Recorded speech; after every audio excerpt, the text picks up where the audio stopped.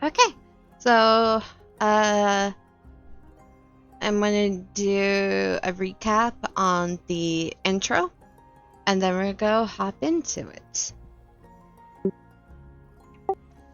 In a realm steeped in ancient mysticism, a figure shrouded in an enigmatic white cloak adorned with intricate bronze embellishments pursued the towering shelves laden with tomes and scrolls.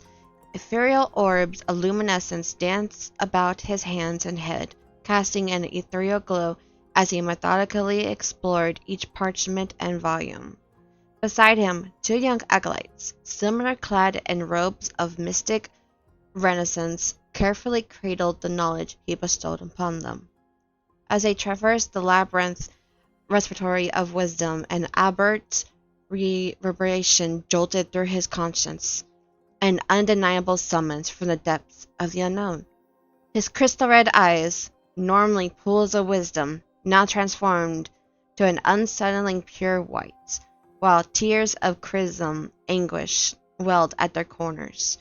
In a moment of vertical agony, he clutched his head and let out a resounding groan, the reverberations of his pain resonating through the sacred chambers.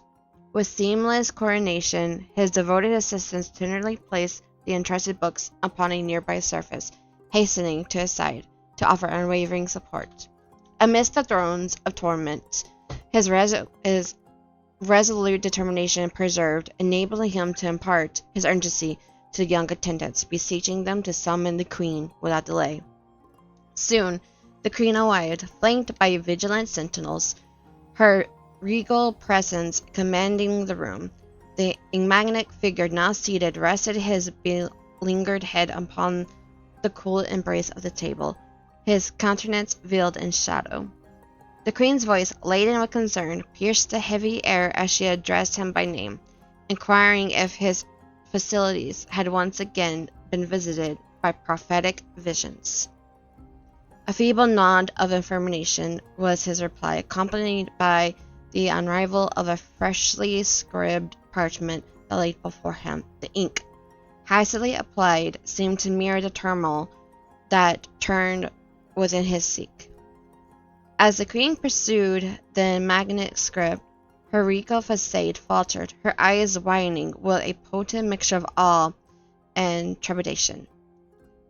With a voice that momentarily quivered, she commanded her loyal guardsmen to summon her trusted messenger, a figure adorned with tools of calligraphy artistry, his demeanor a testament to the gravity of his duty.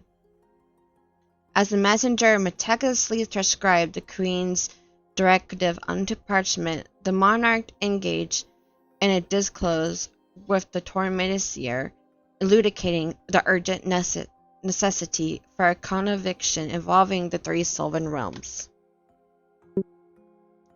The final seal was impressed upon the parchment, entwining hues of gold, crimson, and sapphire, a visual testimony to the alliance that stood poised to unravel the enigma that had unfolded with whispered incantations. The queen's potent magic transformed the missive into a pair of radiant golden butterflies, their wings simmering with arcane energy as they took flight through the open window, soaring towards the distant domains of the allied kingdoms. In the ensuing weeks, whispers and murmurs cascaded throughout the realms of Merlinus, as unsettling accounts of Burgundy anomalies, eerie phenomena, and even unexplained vanishings trickled into the populace collective conscience. Amid the ebb and flow of daily life, an undeniable aura of anticipation filled the air. A collective anticipation that found its peaks as a shimmering, resplendent butterfly flows through a nearby window and flutters through the workshop, slowly making its way to you.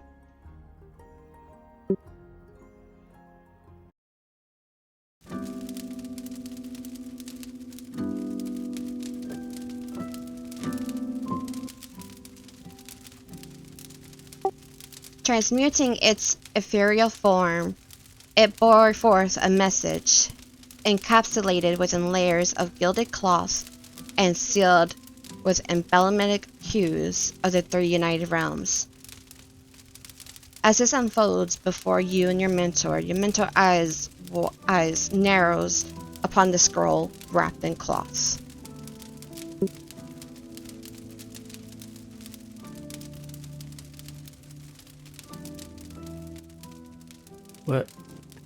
What is this?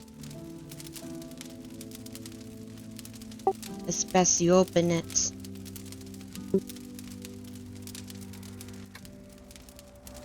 I take it. I assume that's Murdoch? Mm-hmm. Right. I look at Murdoch and I look down.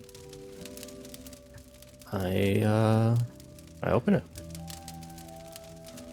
As you open it, the cloth quickly unwraps, as if of a mind of its own, revealing a scroll, and it slowly opens and rolls down, revealing a letter saying to Kylroy Wellings, son of Baron and Aya, and brother to Killian. With a sense of urgency, the three kingdoms of Merlanus, Starid, Isavari, and Evamus, collectively beseech your presence in Lordana. In precisely 12 days' time, as the sun reaches its zenith, we will be holding a crucial meeting. The gravity of the matter necessitates that we withhold specific details until this gathering takes place. It is our collective hope that you will honor the summons. To assist you on your journey to Lordana, we have provided you a selection of supplies that may prove invaluable. We implore you to stay vigilant, keep a watchful eye, and prioritize your safety throughout your travels. May the Denari of the Old bless and watch over you. And as you get to the end of the scroll, you notice at the bottom there are three notarized leaves. A bright green leaf with blue veins, a earthy green with white veins, and a dark green leaf with gold veins. Each has a seal in the center of each leaf. In order, a tree with flowers and fruits. The next leaf, a crescent moon surrounded with stars. And the final leaf, a humanoid-shaped figure with roots sticking him to the ground, holding a staff. And you know, based on the colors, that the first leaf represents the kingdom of Evamus, the second leaf represents the kingdom of Starid, and the final leaf represents the kingdom of Isavari.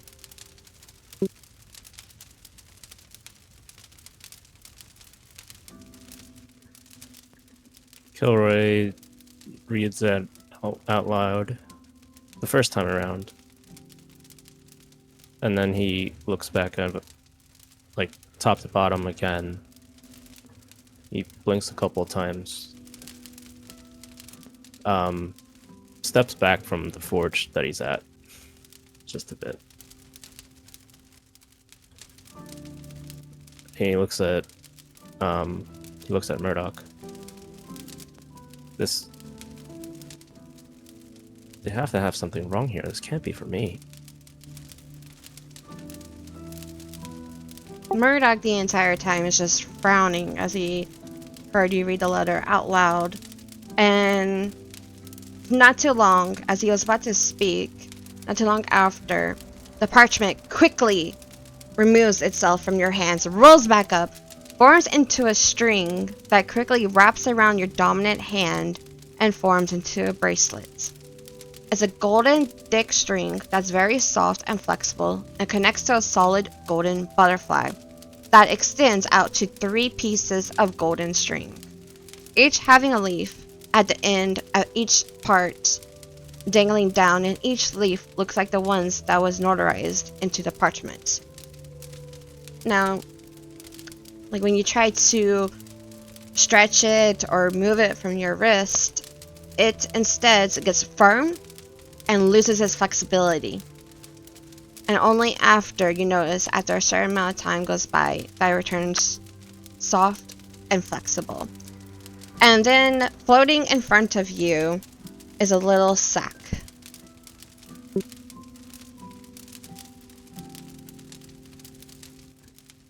I take the sack.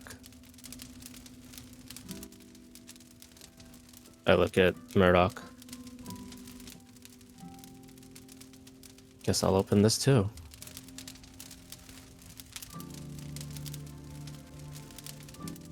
And I open it.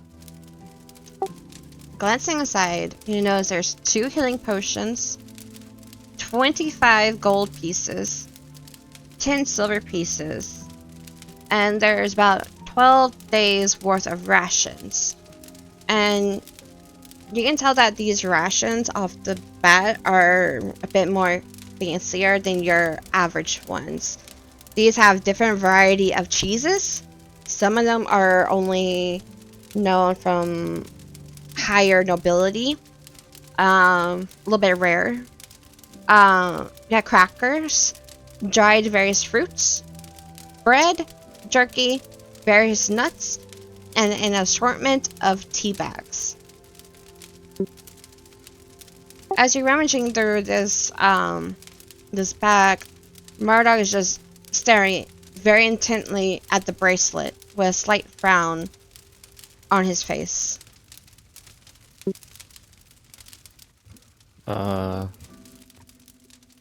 As Kylroy's looking through the sack, he's kind of muttering to himself, taking count of everything that's there. And the entire time, he's shaking his head. Murdoch, what is this?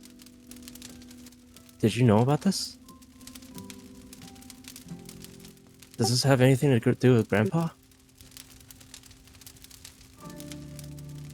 No, I know nothing of this. Did you do anything?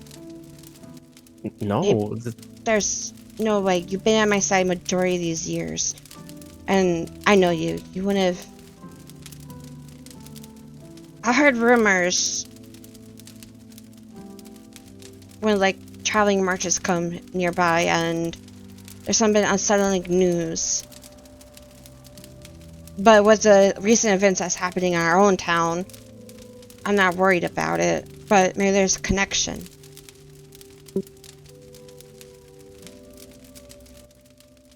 Would I have heard this talk as well? Or is it... Most likely, you probably, like, heard gossips about, like, abnormal disappearances, weird events. A lot of it may seem to you like it was made up, but now that you got a summons from the Three Kingdoms to Lordana, which everyone knows Lordana is basically the capital and meeting spot, for all 3 kingdoms. So, you know, for this to happen, there's might be something going on. Whether it's a celebratory or an emergency, unclear.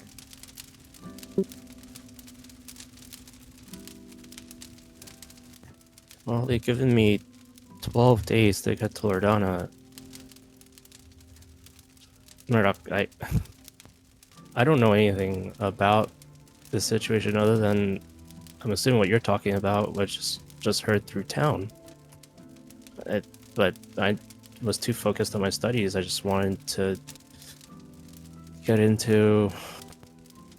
I mean, I just wanted to learn as much as I could from you, so I didn't really pay any attention to it. Like, what's... You think those rumors have merit? Like, people disappearing? Is there anything other than that?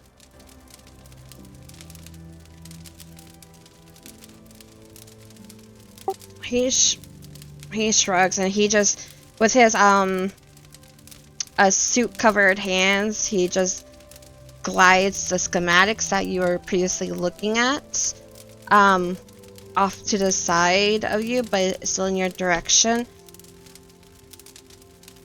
You think it has something to do with Grandpa's research?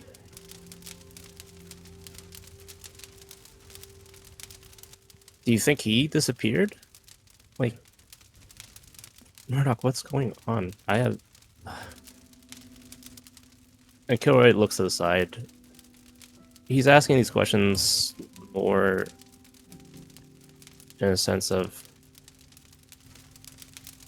like he's always asked Murdoch questions, the things he didn't know, even if he figured Murdoch might not have an answer to it. This whole time, because he's the closest tie he has to his grandpa. And Cora just kind of looks helpless.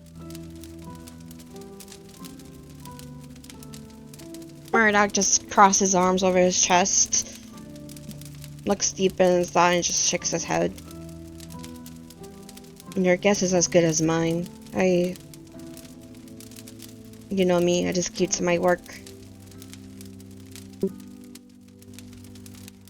But whatever's going on, you cannot ignore the summons like this. Either way, you have to go.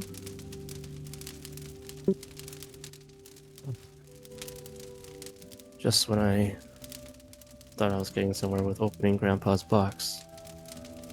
On this. He let out like a deep grunt. And I was like, the timing couldn't be more perfect, I guess.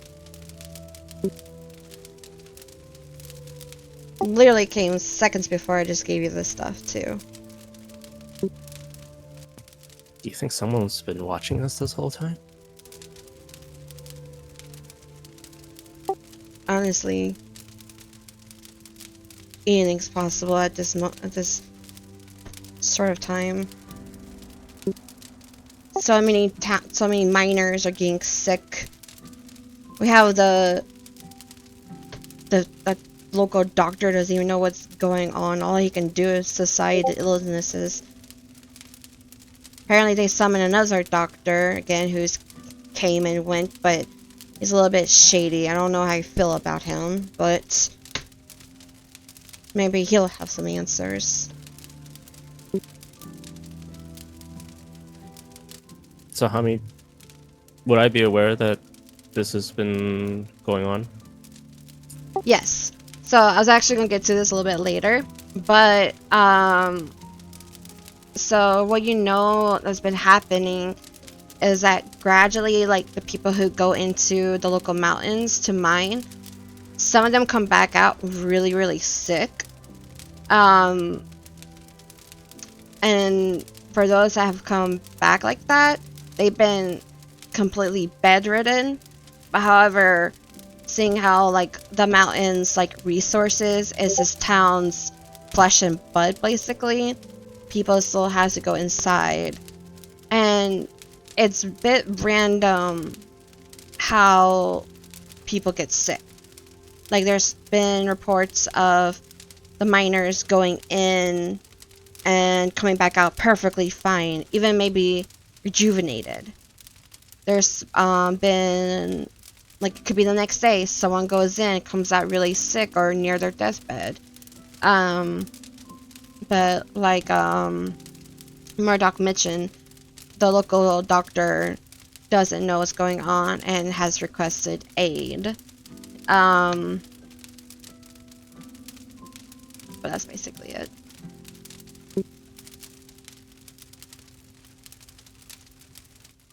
Oh. Well, whatever the summons is, hopefully it can help out whatever's been going on in town. Do you know how far Merlanus is from us? From here?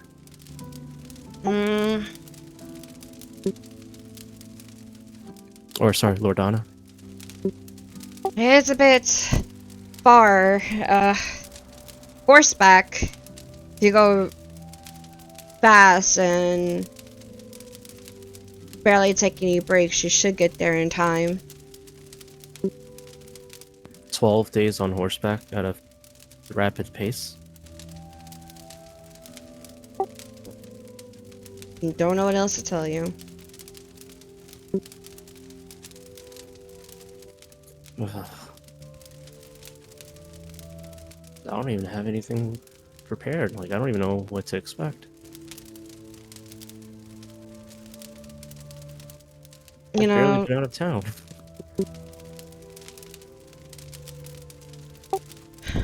You know, you should talk to Glenn about this too. He guards you, and I let you leave without him knowing. And him going with you, you know your parents will have my hide. I ain't afraid of nobody, but your parents scares me when it comes to your safety. Can't argue with you there. I'm surprised they were okay with me coming here, but I guess that's because you were at the recommendation of Grandpa.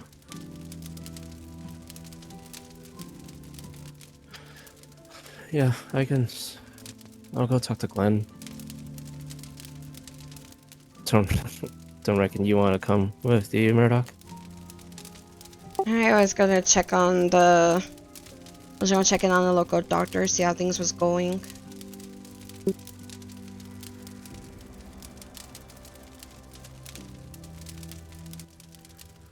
Well, But I would say take your time for today. Talk to Glenn and go from there. yeah, I probably will ask him what he thinks of the whole thing, if it's a ruse, but with the way things have just appeared, and especially with this very, very fancy rations, I must say, I reckon it's real. Of course you would look at the fancy rations. Look at that bracelet. That's high quality gold right there. You better watch it. While Mora might go after that bracelet. It's a good thing it seems like it can't be removed. Cool. Lamora! Oh, silly me. That reminds me. You know Lamora? And you do, by the way. She's like the villager's jeweler, basically. She takes like the local source crystals and stones and crafts them up into accessories, basically. And sometimes with the local help of some magic users in town, she can embed stones with magic.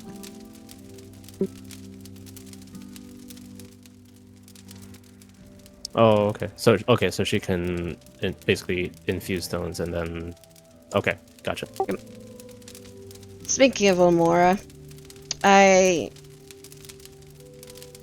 well, I was giving your grandpa's things to you, but I was also having her craft up something special.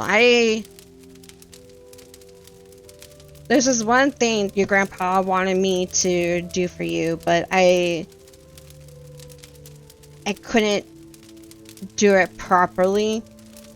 But she's more gifted in that field. So after I check in on the doctor, I'm gonna go over to her shop and see if it's ready for you. Hopefully it is before you leave.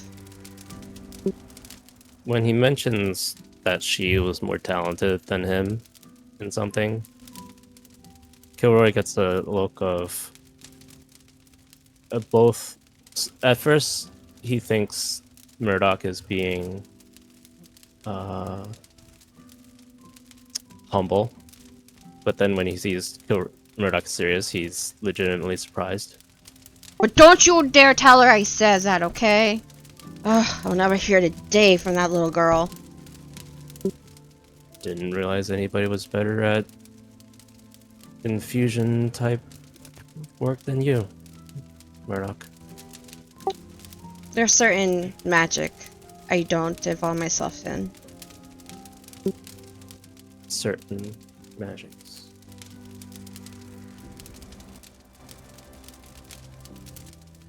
Kylroy kind of gets the idea that he shouldn't ask any further. Alright, I guess I'll meet you back here after talking to Glenn, unless you want to come by. I'll see you later on. Okay.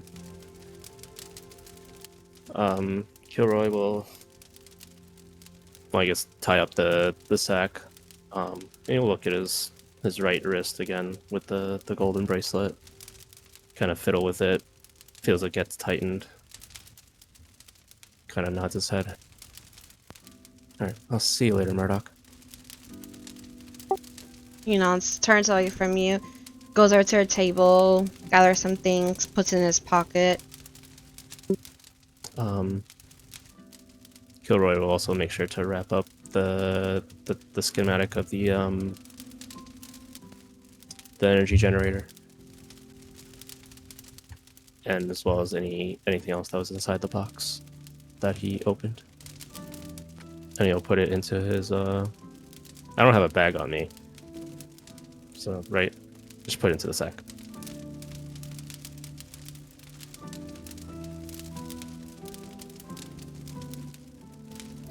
Okay, and you're heading out? Yeah. Okay.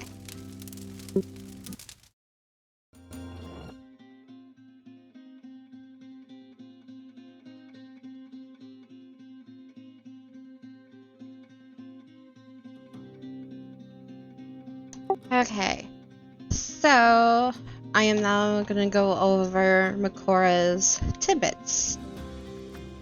Once I find a tab. Okay.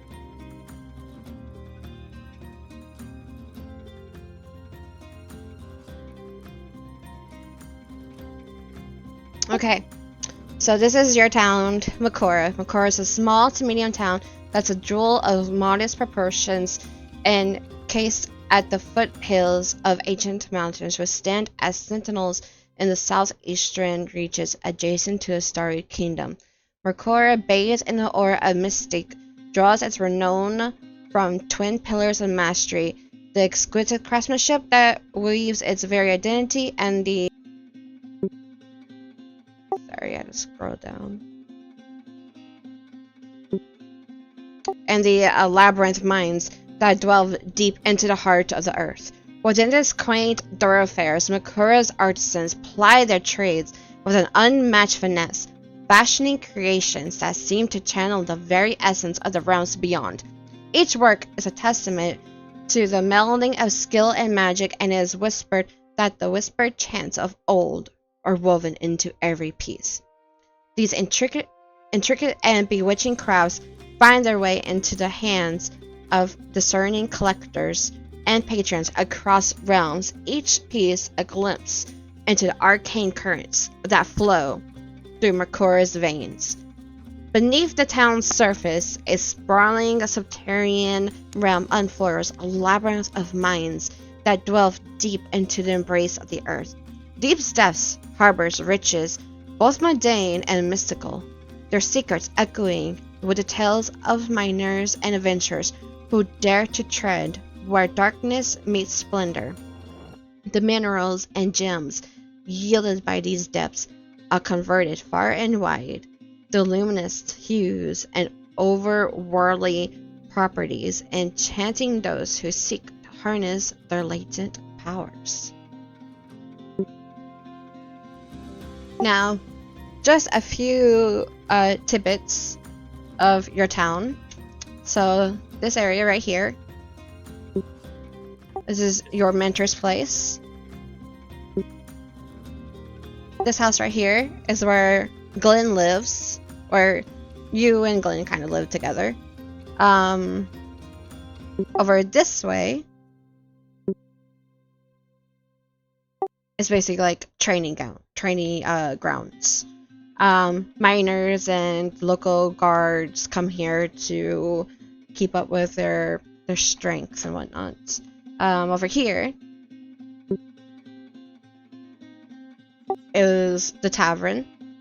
Actually, no, that's nothing. No, that's not a tavern. Ignore that. Over here, where is owned by Talius, who is a well-known sculptor, and his sculptures actually get sent around Merlinus, and it is rumored that at on the night of a full moon, the statues come to life. You would also hear him talk about this too. What was his name? Talus? Talus, gotcha. Of course, over here are just some markets. And over here, where this, Oh. so this, it's basically kind of like a volcano. However, this is very quite abnormal, and also what makes Cora kind of famous, besides its mines, is that this volcano is forever erupting. However, the lava will sleep out and then go back in, and just sleep back out and go back in, like it's pulsating. So, because of this, certain miners know that certain ore and materials from these mountains actually get enhanced when they are forged above this pit of lava. Does this place have a name? This place? Yeah, this forge. Do you want to give it a name? Up to you. I just want to know what the locals call it, I guess. Hey, you're local. What would they call it? Oh, boy.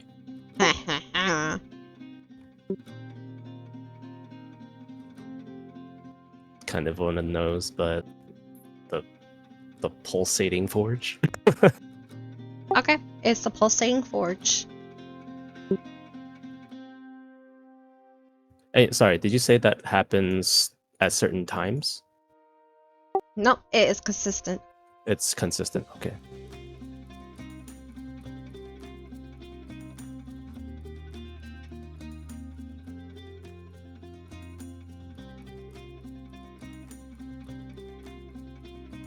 Okay, if you want to rename it, just let me know.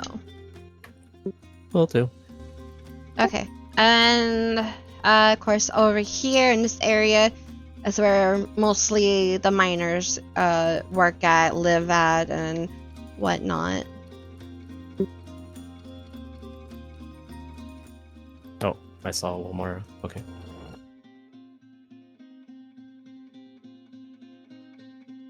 Oh, and where's the doctor's office? Right here. Okay. So the gray. Okay, the gray thing. Okay.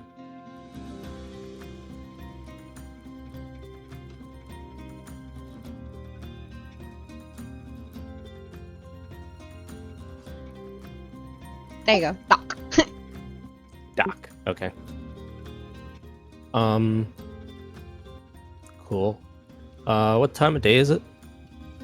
It is roughly approximately, I want to say, almost noon. It's like a little after 11 in the morning.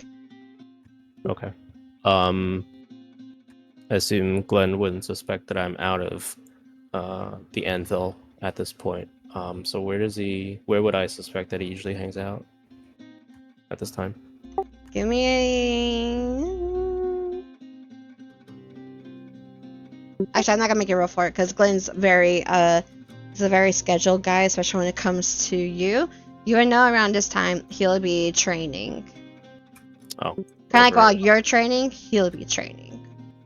Gotcha. I'll take a look at Murdoch. I'll give a nod. Glenn's usually over in the training grounds right now, so I'll head that way. Sorry, did you want to meet back here at the anvil? I don't think I caught what you said before. Yeah. Yeah, just spend a day gathering what you need. Okay. How does he look right now? He's frowning, eyebrows really like, you never seen his eyebrows like so frowny, but he has like a very like dead serious face. His eyes are like a little bit dull. Even though he has like a serious face all the time, his eyes always like has like a little spark to them at times. But this is like really dull, empty, like he's like completely distracted and he's confused. Hey, Murdoch. Hmm. Everything's gonna be okay, right? It always works out.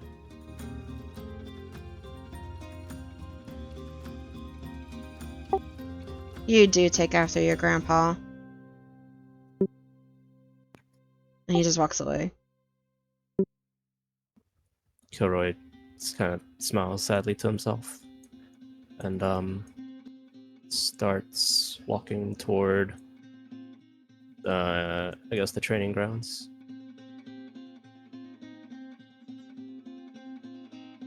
Okay. Even though you don't see like a whole lot of NPCs, there are like a decent amount going about their like daily routine.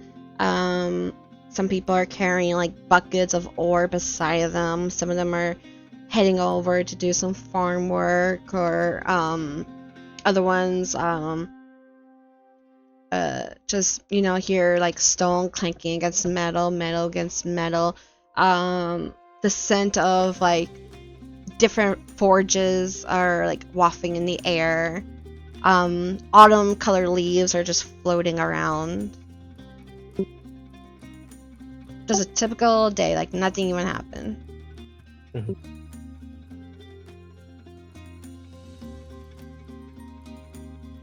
As Cora is walking, he's just gonna soak in the autumn smell. That's another thing about Makora. Makora is well known for its ever stable type of trees.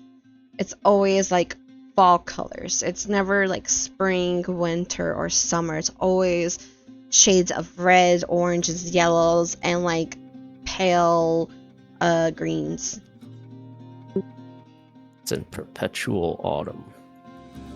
Pretty much. Could think of worse places to live than that. Actually sounds really pretty. I know, right? And as you're getting closer to the training grounds, you do hear what sounds like it'd be metal against wood. You just hear dunk, clink, dunk, clink. A few grunts. Does it sound like Glenn? Give me a perception check. Oh my god, it's the first roll. First roll. Let's pull up my character sheet. You said perception?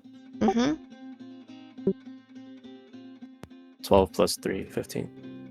Yeah, I mean, you hear various types of voices in that direction, but you think you heard Glenn.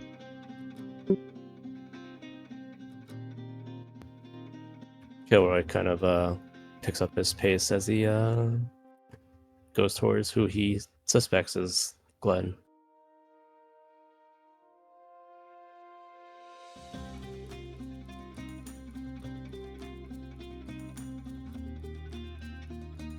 Oh, and this whole time, Kylroy would have had his sleeve over the golden wristband. He doesn't want to try to attract attention. Good, good.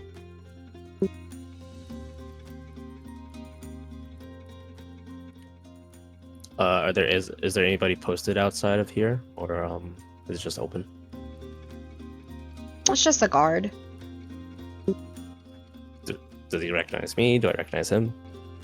Oh yeah, for sure that y'all recognize each other. And he kind of just nods and goes, "Good morning, Lord Kylroy. Glenn's inside with the others." I told you, just call me Kylroy, or Roy if you want. You don't need to call me Lord. I'm sorry, but Glenn heard me call you Kylroy. He would throw an axe at me, and I don't want that to happen again. I gotta tell him to loosen up. Thank you. Mm.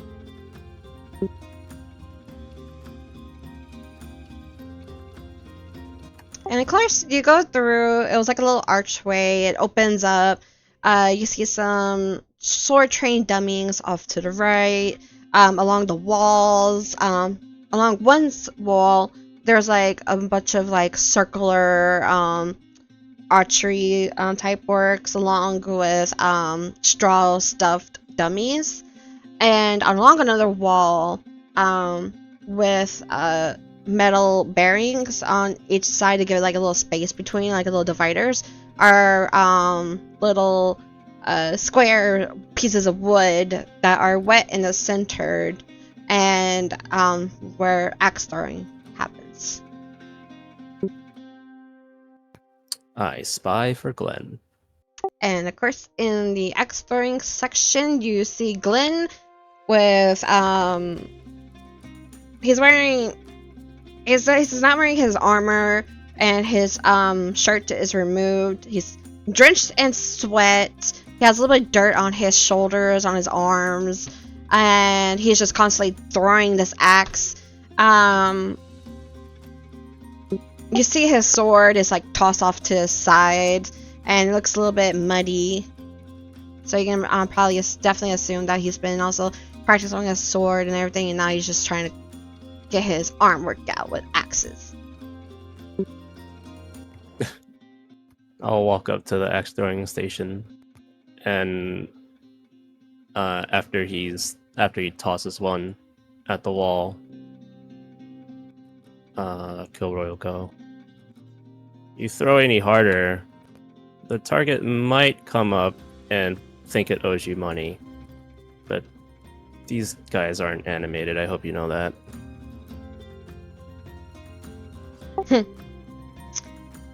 Lord Kylroy, you and your jokes as ever. Why are you here? That's a good question. Sorry to cut your training short, but there's something we should probably talk about. And Kylroy I'll just point to the sack that I have. And we should probably head back to our place to talk about it.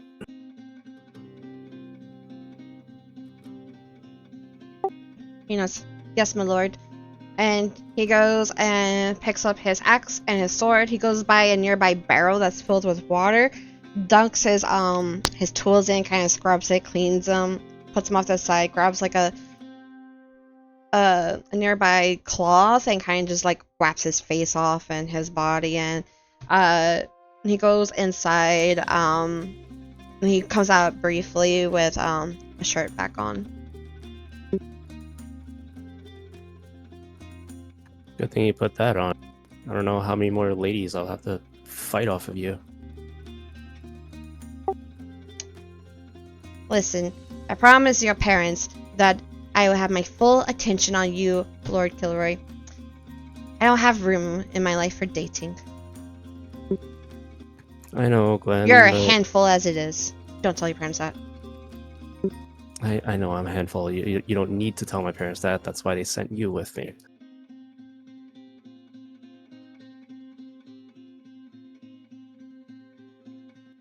And when he's ready, start walking out of the training barracks. He follows around behind you, and of course he keeps a lookout.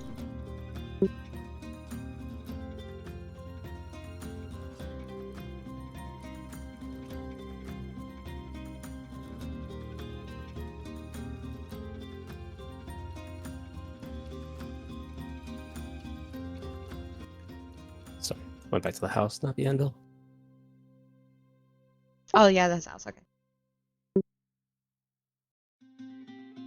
Okay. I don't have a scene for this, so we'll continue. Okay, y'all go in.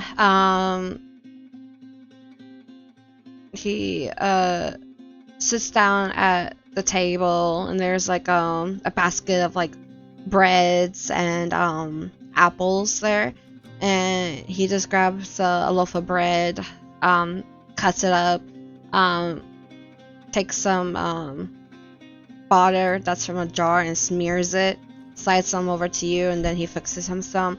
So, what's the matter, Lord? Kylroy will set the sack down. He'll sit down. I'll take a bite of the toast or the bread. Sorry. I don't really know how to explain this, but I think I got summoned to go to Lordana. Well, not think. I know I did. Because it happened no more than, we say, probably like 30 minutes ago at this point. And Kylroy will show the wristband. Summoned. Yeah, it was really peculiar. And even Murdoch said he wasn't aware of anything going on, but he did seem more serious than I've ever seen him in a very long time. He lost the sparkle to his eye, if you can believe that.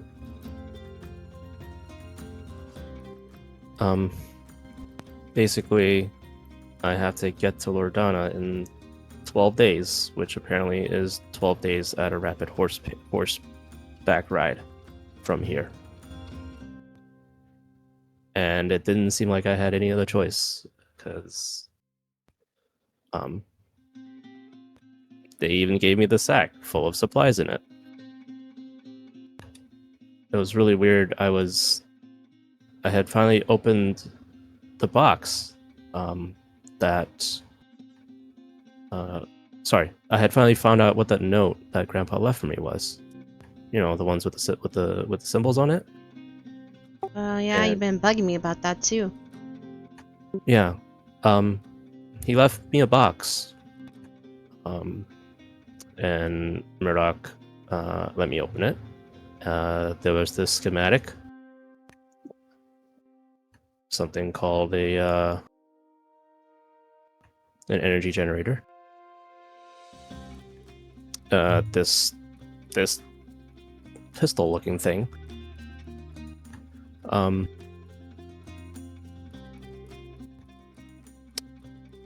that's really all I know, because right after that, a butterfly showed up right before me, unfurled itself into a scroll, and I read it, and it was a summon from the Three Kingdoms, actually, to go to Lordana. And it sounds like something's either really important or it's a celebration. But the fact that I got, look at these healing potions,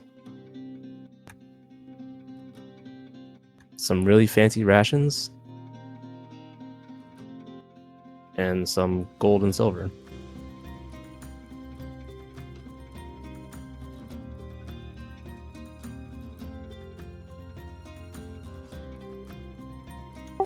Sounds quite serious. Yeah. I'm definitely assuming they expect danger along the way, otherwise, why the potions? Who knows? But I mean, I guess the point is, I know what you're gonna say, Glenn. You're gonna have to come with me. Well, yeah. You're like a little brother to me, even though I protect you. And also, I'm very curious about what's going on. Well, I've already again, I know you feel indebted to my family, and I know you feel some sense of duty to my family. I really feel like I've asked so much of you just by having you be out here with me for these past 4 years. As long This as is you're so bad. what, throwing axes at dummies every day?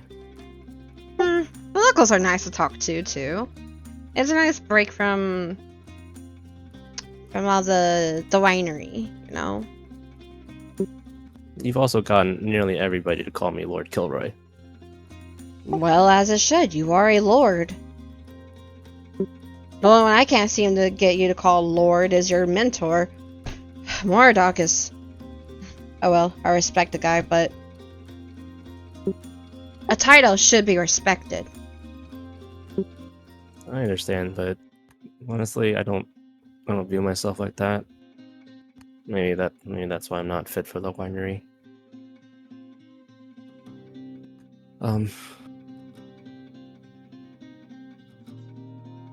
I think you're the perfect fit.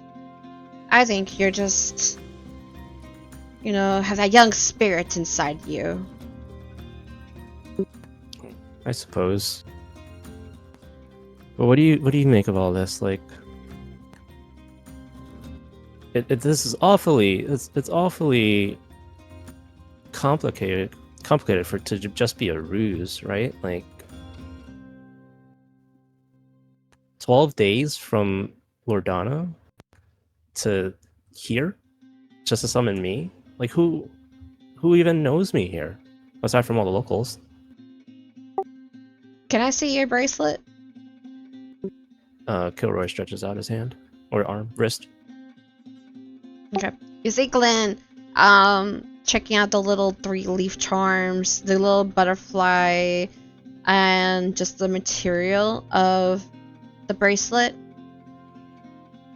And he's like, because of your parents, I've seen a lot of high quality jewelry. This is by far the most exotic I've encountered. So it's definitely legit. Which makes me a little nervous. I mean, if you want to see something else that makes me nervous, go ahead and try to pull on the wristband. He slips one finger underneath it, just like a little knuckles worth, and pulls on it.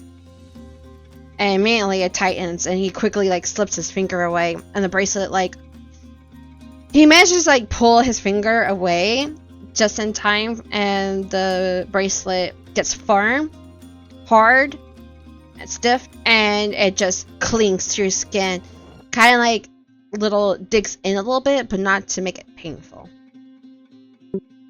And then his eyes widen, 2 minutes goes away, and the bracelet relaxes. When it tightens at first, Kylroy is still not really used to the sensation of it just suddenly tightening like that. But that's about it. Don't worry, it doesn't hurt. It doesn't hurt. But they really don't want me to take off this bracelet.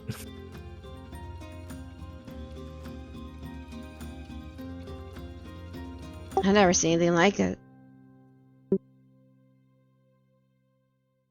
I'm both curious about what's going on, but also, I don't know, it just sends shivers down my spine. Oof. In all my studies, there's never been any sort of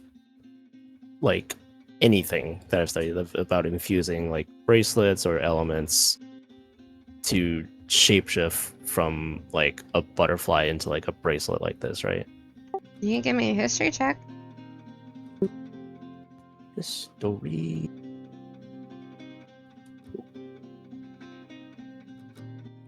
Uh, 4 + 5, 9.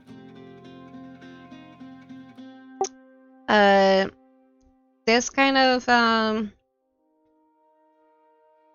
magic and this kind of bracelet and what happened with the scroll and everything. No, not really.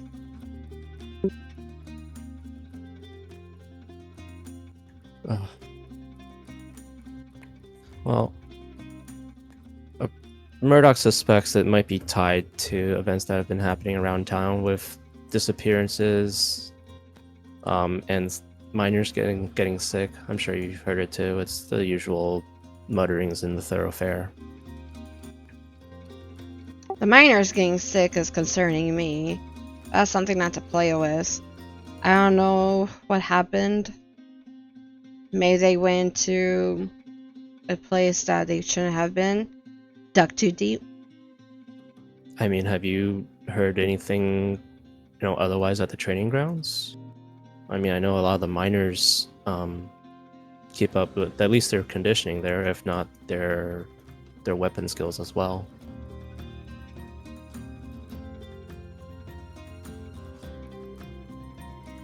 To be honest with you, you know me, I'm serious about my training. I just zone out. I don't really listen. But I will say, occasionally when I go to a tavern to have a good ale, I hear lots of gossips, but that's all I figured out it was gossips. You know, merchants like to tell tales to get a little bit of coin from the drunks. I mean, I don't know. I never really drank.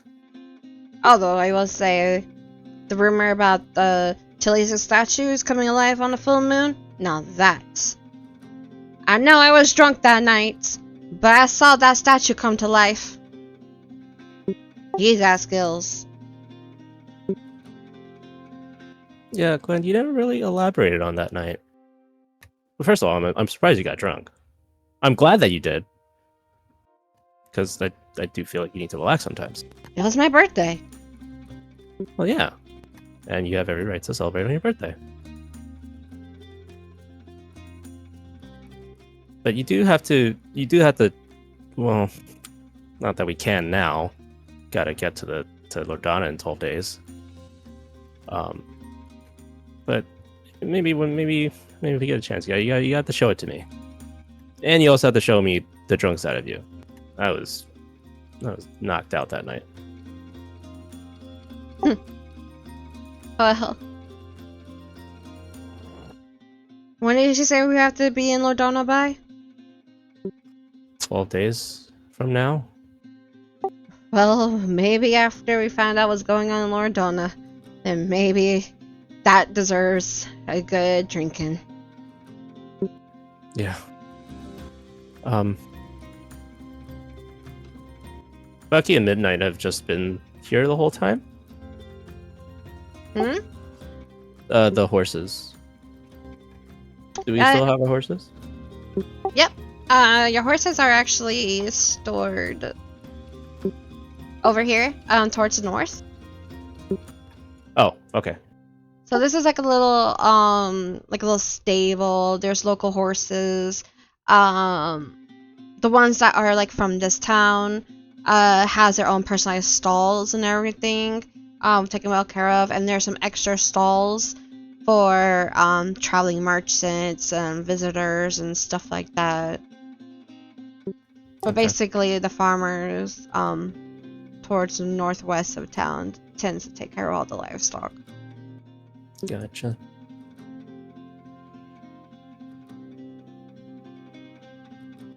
Well, we know Bucky and Midnight have been well taken care of. Murdoch went over to the doctor's office to try to see how she? Do I know the gender of the doctor? Do I know the doctor's name? Hold on. Let me check my notes.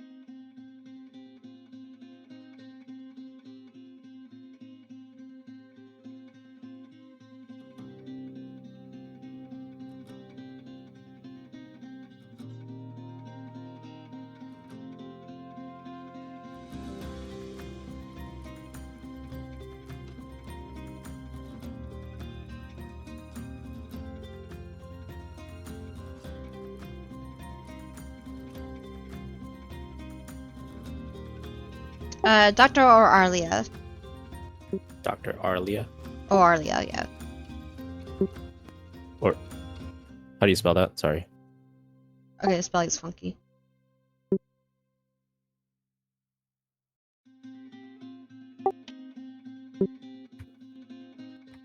Aurelia. Oh, okay. Aurelia. Or Arlia. Aurelia. Dr. O.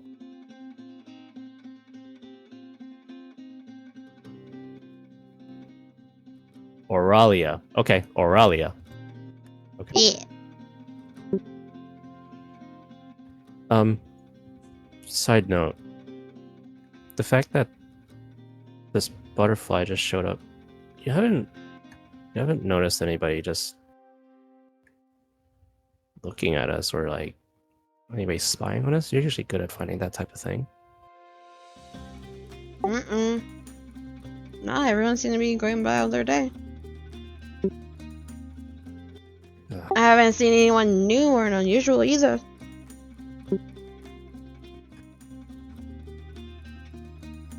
He reaches over to the table of the basket in the center, grabs an apple, give it like a good little rub shine on his shirt, and bites into it. Well, I think we should just finish breakfast here, and then I think, well, Murdoch asked me to meet him back at the anvil later, but I think it's a good chance to just. I'm also interested to see how the doctor's doing and if she needs help with anything. I don't know if you want to come with or if you want to continue training. I didn't mean to bother you with it, but I figured with this summons. You don't think you need to get supplies? Isn't this sack enough?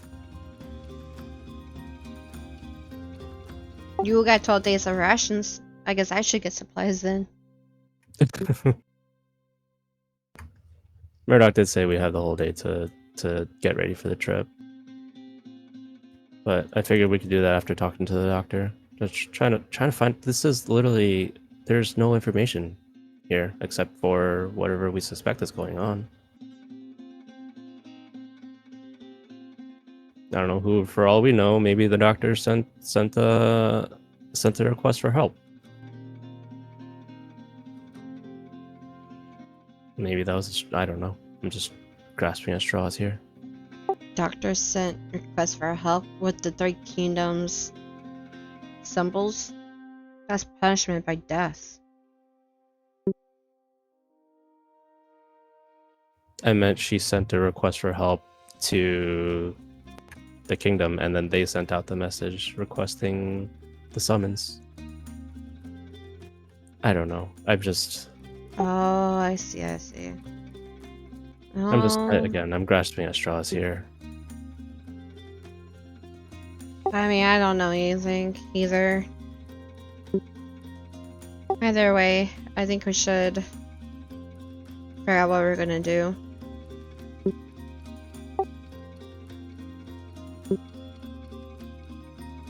Yeah. We know we need to get supplies, and I would like to talk to the doctor.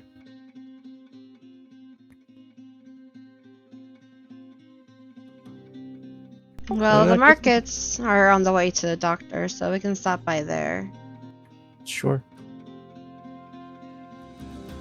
And also go about town. That's a good idea to go about town. I haven't been out much. Just been stuck in the anvil all day. You've been very persistent on your studies. Well, I feel like Grandpa left me, intended for me to gain this knowledge, and now he's left me something. Good thing I practiced all this time, but I still can't really make heads or tails of the schematic or where he was taking it. Then again, I didn't get that much time to look at it. Do you have it on you right now? Yeah. I'll take the box out, and I'll open it for him. He takes a peek in, backs away. Yeah, no, I don't know what I'm looking at. And he eats more of his apple. Kylroy will start to explain things in in technical detail.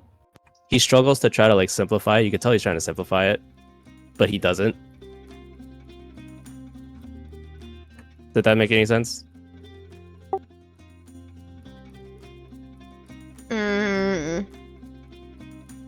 I'm sorry, Lord Kylroy. Potato, patata, It's okay. chicken, patootie. Yeah, you know, I don't know. Kylroy will fold up the schematic again and put it neatly back into the box, and then he'll pick up the pistol and kind of look over it, and he'll put it into the box as well. And then he'll lock it up. He'll lock it up, like he'll scramble the rune code, and he'll put it into the sack. And then he'll finish his breakfast.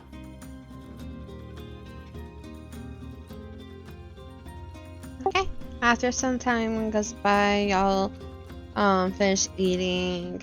Glenn goes around, cleans off the table, throws stuff away, wash whatever dishes needs to be washed, and he goes, puts on his armor, and then walks back to the entrance. Are we ready to go, Middleward? Yeah. Kylroy will take his goggles off of his head and kind of wipe it down, and then put it back over his forehead where he usually has them. And then he'll take is it just like a hand sack, or is it like an actual like backpack? It's a hand sack. Okay. So Kylroy just pick up the sack. Reckon I shouldn't just leave this anywhere. Could use a backpack now that I think about it. And then head out with Glenn. He opens the door for you and holds it open and lets you leave first.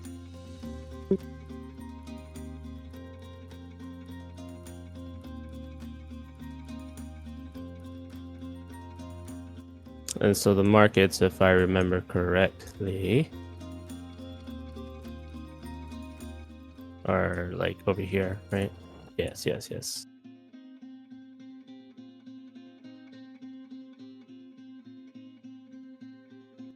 And as Kylroy, is just kind of walking in silence, kind of in thought. But when Kylroy sees this statue, so like, would that one have come to life? Oh yes, I saw that one come to life. It didn't leave.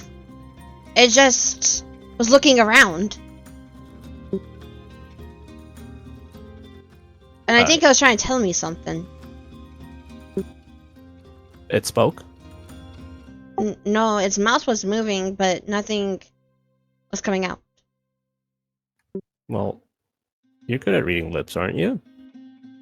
Not when I'm drunk. That's fair.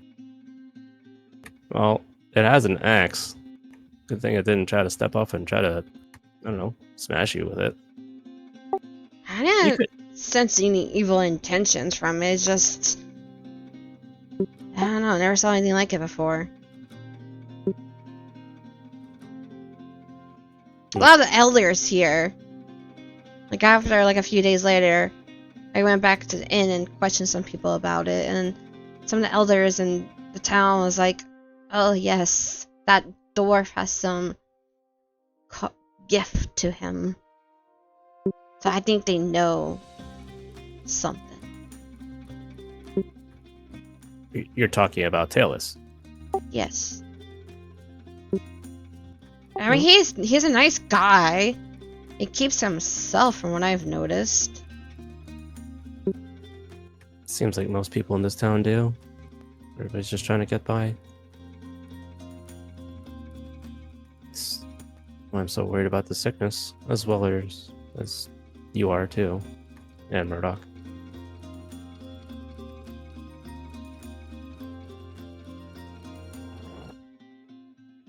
Okay, as you get closer to the market, some people are busily like grabbing and buying stuff, various vegetables and just your basic fruits. of like just like oranges and apples.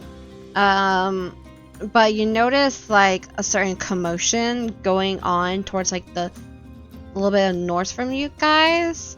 You see a crowd circling around and like muttering amongst themselves. Sorry, a crowd is forming where? A little north from you guys. Oh, hey, Glenn, what's going on over there? Does everybody else seem to be looking that way? Yeah, occasional shopper like look up and then like kind of look away and then like just quickly give the coin to this guy right here and just quickly go about their business. Mr. No Name. Which since you will like do occasionally like shopping for Murdoch, you will know that this guy arrived town like about like a year after you did, but he never really says his name or what's his name. If anyone asks, he just stares at him.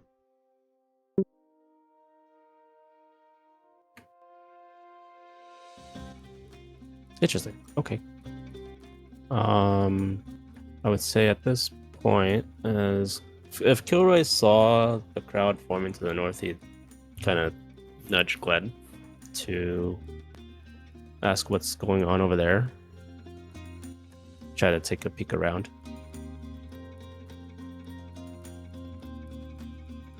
I'll check it out, my lord. Stay here. Well, Glenn, I could come with you.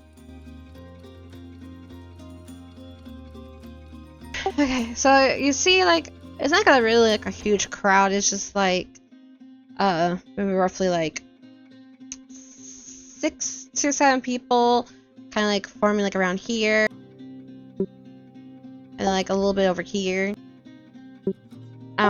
What you do notice, and you can recognize these voices. You hear like an elderly guy. His voice is quivering and his eyes are tearing.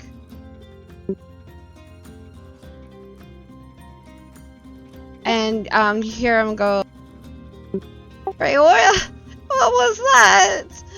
Oh, my dear granddaughter, what have you gotten yourself into? She's like, Grandpa, I don't know. All I've been doing was deliveries. And when you heard the word delivery, you do know that there's a small family that owns like a little delivery type of business. It was owned by this guy named Raylan, who was like a gnome, or is it a halfling? Owned by a halfling. He would deliver letters, parchments, stuff like that, to like Kingdom of Starred and just like the nearby places, like Brainport and whatnot. But then he's gotten like really old, so he passed his trade down to his granddaughter, Rayora.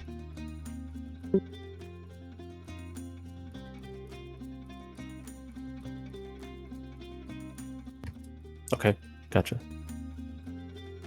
Kylroy will continue to observe. Unless they're done talking. Give me a perception check.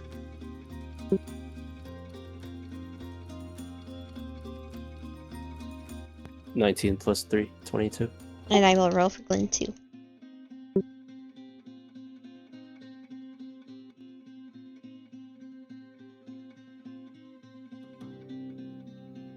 Okay, well Glenn got 11. What you got? 22. 22. Okay. You would hear some nearby people who are standing, like looking at the elderly guy and the young lady, saying like, that squirrel just came from a butterfly? Yeah, I took a glance at it and I saw 3 leaves. I think that's the kingdoms.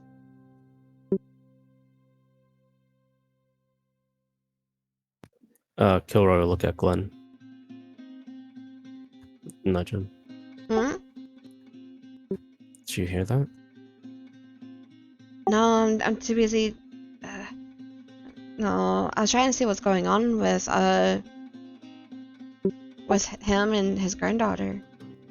Am I able to see them, Rayora and Raylan? Yeah, you're able to see him. Can I try to look for the wristband like mine on Rayora? Go ahead, give me another perception check.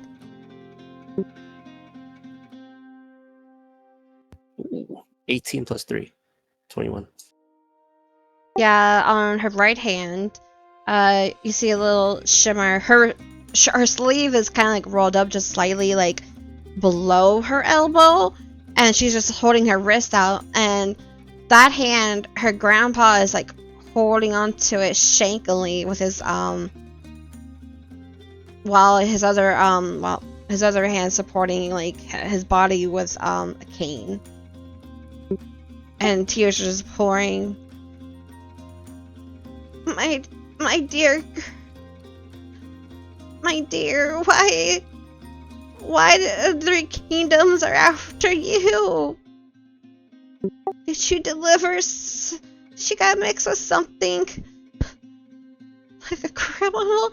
Did services for someone? No, Grandpa. No, I don't know why they want me.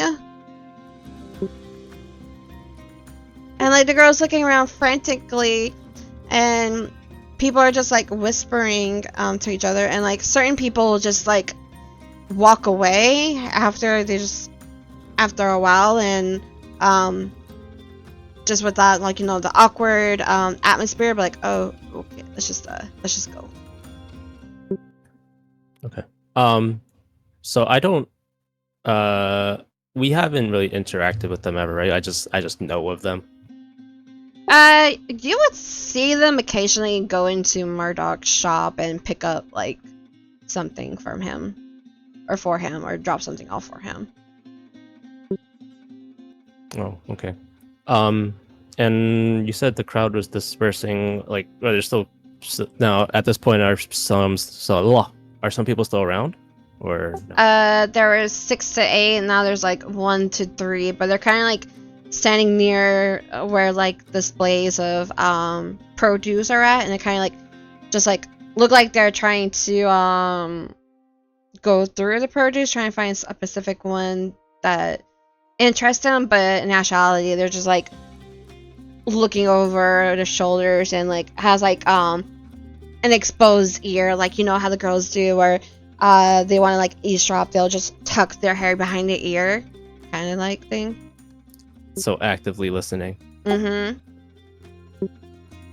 Okay. Kylroy will step forward and just kind of wave with his left hand so he doesn't expose the bracelet. Hey. Oh, Lord Kylroy. Good. Well, afternoon. It's okay. Just you can just call me Kylroy, as I kind of glance back, knowing that Glenn was probably staring daggers through the back of my head right now. Glenn is looking at the old guy and shakes his head. Is everything okay? Oh, hi, Lord. And you see Raymora, or her face is like really worried. Her hair is a little bit ruffled. She looks at Glenn, then looks at you. Hi, Lord Kylroy, just doing some shopping? Yeah. I mean, I noticed some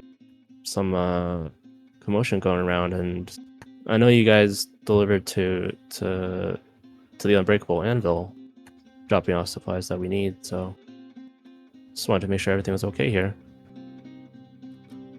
My granddaughter gets summoned by the Three Kingdoms, and she has to go to Lord Donna in 12 days' time.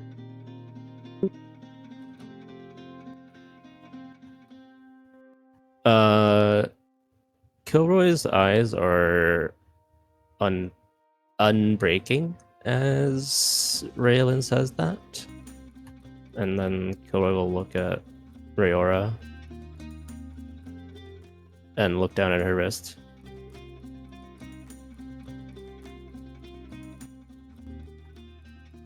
Did a butterfly just appear out of nowhere? Yeah, wait. How did you know? Or I guess you saw? No, I heard it from a few passers-by. Although I might have some, and I'll look at Glenn. I might have some interesting information about that, but we probably shouldn't speak out here about it. About what time is it? At this point, it's probably like... Okay, well, you left... After you got the bracelet and you left the anvil, you was like around like a little after 11, so now it's probably like... we'll say 1:30. About 1:30. Okay. Glenn and I still have some shopping to do. But if you want to meet us at the anvil, back at the anvil, I'd say maybe 2:30. We can talk at that point. The shop's open, so. Drayola blushes slightly and kind of like doesn't make eye contact with you.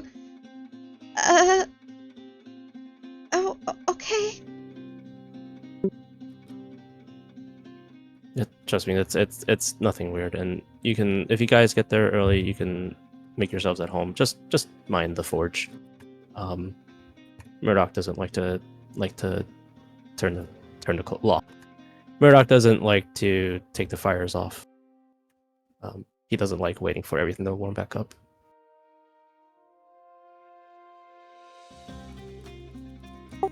Understand.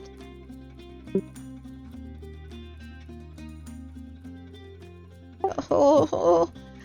And you see like the grandpa just slowly makes his way over closer to Rayola and like just hugs her tightly.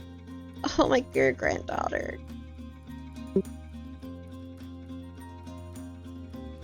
Kylroy will go over. I said they're you said they're halflings? Mm-hmm. Okay, so they're like my height. Mm-hmm. Kylroy will, as odd as this is, because Raylan's honestly an older gentleman, he'll rub Raylan on the back. Don't worry, hopefully the information that we have will help. And he'll Kylroy lean in. There's some people that are trying to listen in.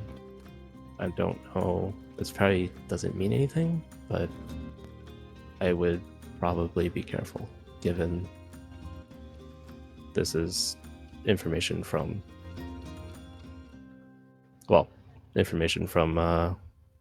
the Alliance of Kingdoms.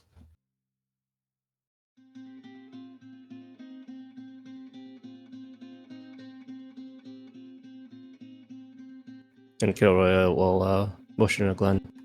Let's finish shopping and then head back to the anvil. Before you could say that, and right, like shortly after you mentioned to the grandpa, that someone might be listening, all of a sudden, the ground beneath you guys vibrates.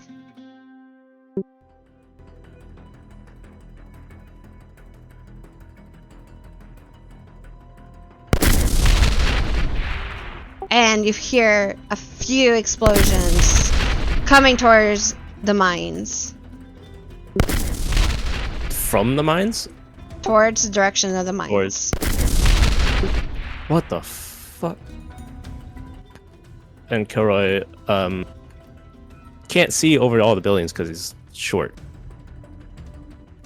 Glenn, You saw Rayola like kind of like almost like lost her balance, but she quickly like was worrying about supporting her grandpa, but neither of them didn't fall or anything like that.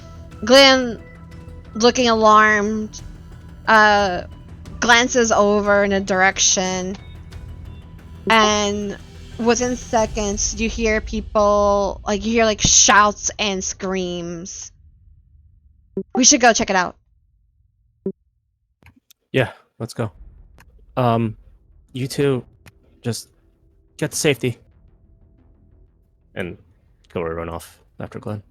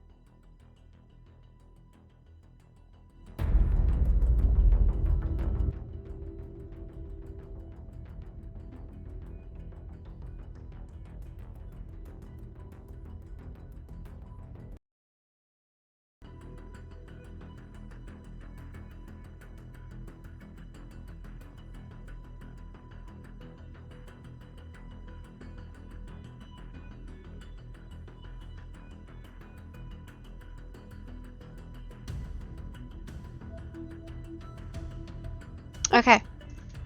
As y'all guys rush over, you hear people yelling for shouting for help. There's screams, there's cries, pain, people yelling out in pain and agony. As you got closer, you notice that in the direction of the cave entrance, it's lit on fire with giant green color smoke flowing out. Does that look familiar? That kind of smoke? Like, was that like material burning that I'm familiar with?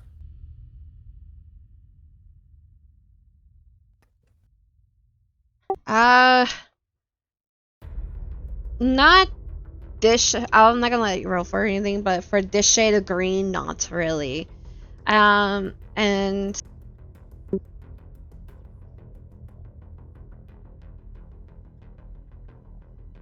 And you will notice that some of like the local guards and like miners are dragging a few people away from the cave, like near the cave entrance. The people that are being dragged away, they're like pawing at their head, screaming. And there's other people trying to extinguish the fire. The people dragging away, they keep screaming how they can't hear or see anything.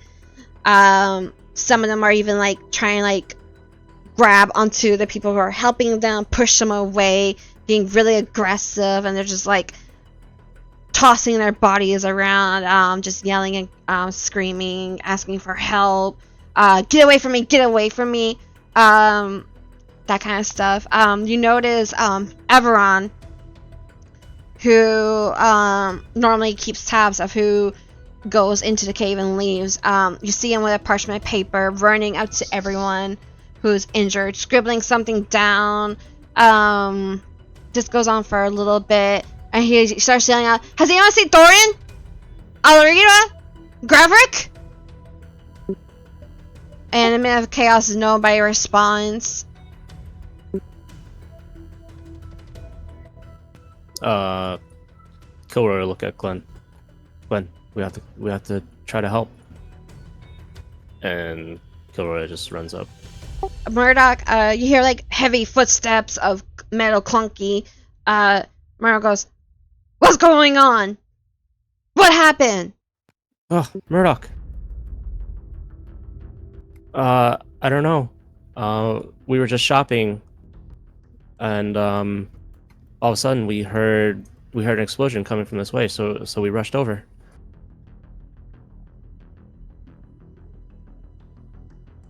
And you see like a look of terror flash on Murdoch's eyes as he's glancing around at the people like screaming out, trying to fight other people. And if you also look too, you would notice that where the white pupil of their eyes are is actually green now. And some of them, as they talk and cough and yell, you see green smoke just coming out of their nose and their mouth, nose and mouth. Kylroy's eyes go wide. What the Murdoch. Did you talk to the doctor? I was on my way to see her, but then I heard this happen. Kylroy looks at Murdoch and then Glenn and then looks at the smoke. Do you think it's from there? There's a possibility. Murdoch's like looking around trying to still listen to you and talk. He sees a little boy just kind of like standing there shocked. And he's like, "Hey! You, kid! Go get the doctor! Tell her stats!" The little boy like jumps and looks panicked and just nods and he just bolts towards the doctor. If you watch him, he might trip on a little nearby rock, but he'll quickly get up and run.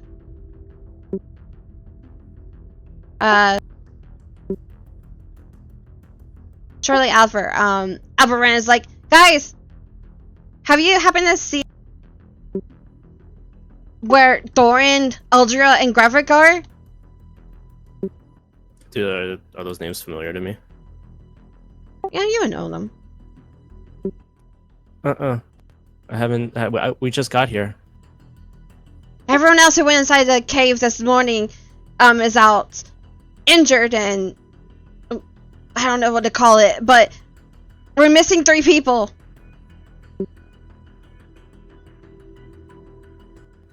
Kylroy looks at Murdoch and Glenn. We have to help them.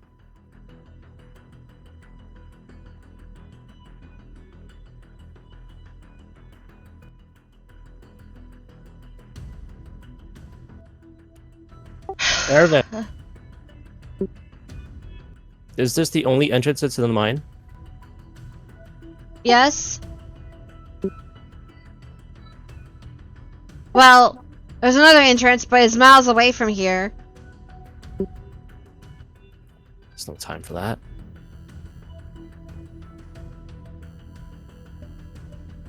Kylroy, Murdoch says. Huh? I'll go help these people. They need help. You and Glenn, go in there. Okay. And Kylroy will look at Glenn. Kylroy's shaking. He's shaking. But he knows that he can, at the very least, try to help the situation. So he has to do it.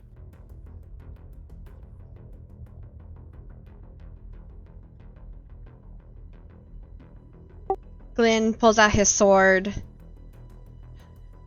Looks like they just got rid of the fire, not all the way, but I think we can get by safe. Kylroy would try to cover his nose with like his exposed collar as best he can. It probably doesn't do very well. This lady. Is that the... No, that's not the jeweler, right? That's Lamora. Yeah, that's... Oh, that is the jeweler. Yeah, Lamora. Okay. But she's currently trying to help hold down a guy who was one of the victims from the mines, and she's trying to help somebody and just hold him down, try to get him calmed down. So that guy, does he look aggressive, or is he just... They're all aggressive. They're all screaming. They can't hear. They can't see. All of them, their eyes are all green. Green smoke is coming from their nostrils and mouth. They're not aggressive like they're trying to kill, but... Give me an insight check. Okay.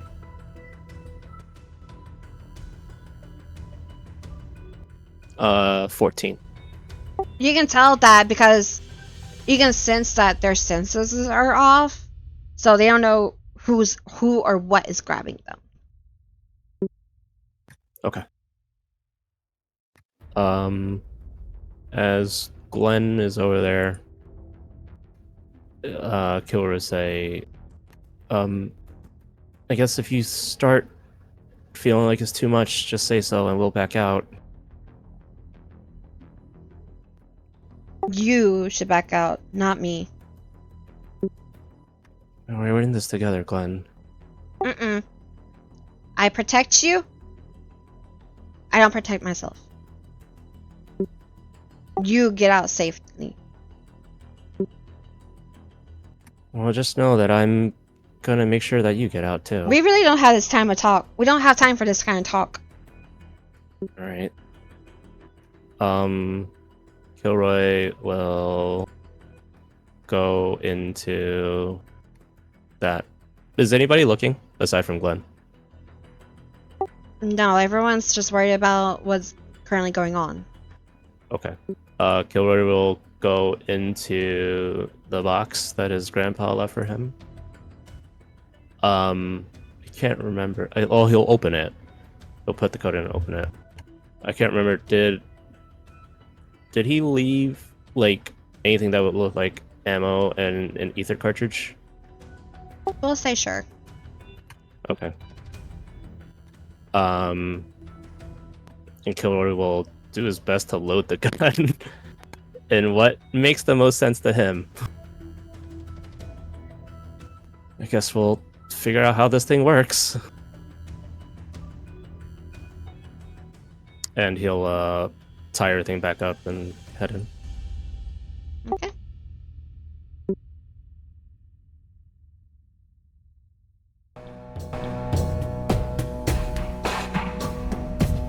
Oh.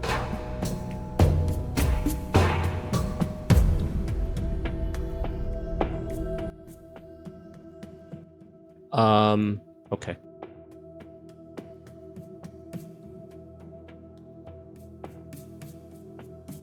As we step in, how are my Wait. senses? Let me describe the place first. Okay, I sorry. was adjusting some stuff. Okay, so Glenn rushes in first with you shortly behind. His sword is pulled out ready. Glancing around, there is definitely thick, hazy green smoke filling in the cavern. Looking around, there is like rubble. The certain like walls are cracked and split from the explosions, and just like rumbling going on.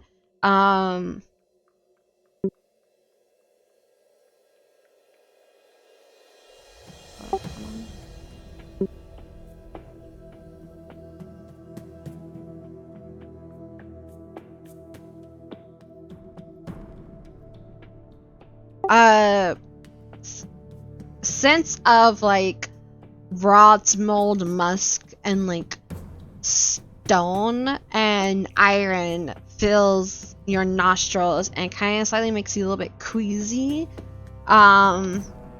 Even with like something covering up, it still sleeps in.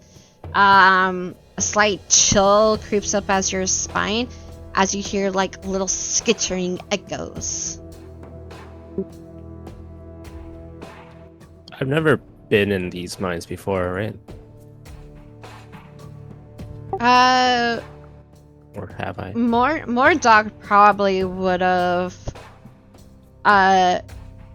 brought you here to see where certain ore can be found, certain like materials and whatnot. Specifically the place, where to find them and whatnot. So you probably have. Okay.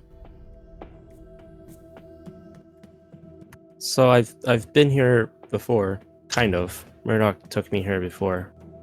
But if you ask me if I remember where anything is, probably not.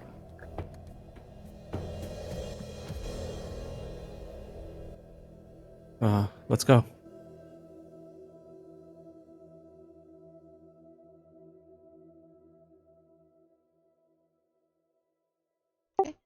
Go ahead and give me a perception check. Difference.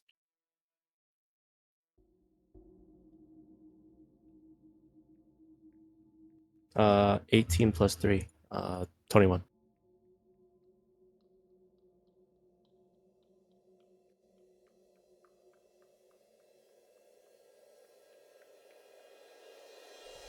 Okay, so walking further up ahead,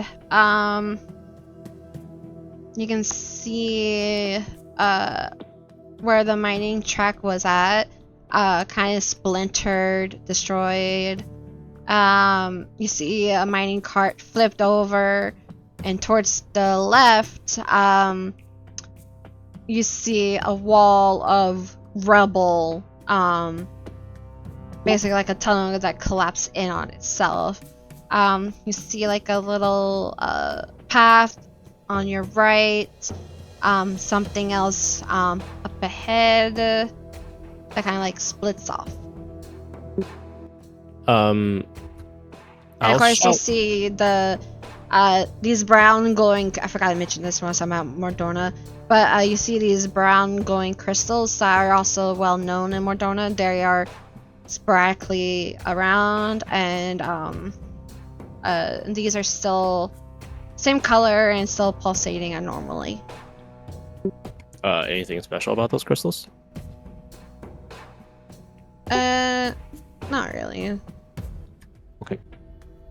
Kylroy will. I don't remember the 3 names that Aravan said, but Here, Kylroy. copy and paste it.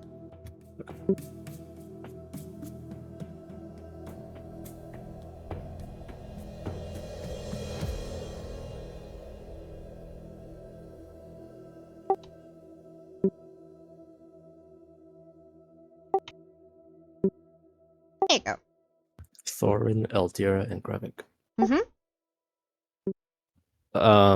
So Kylroy will just Thorin, Eldira, Grevik. Give me a perception check.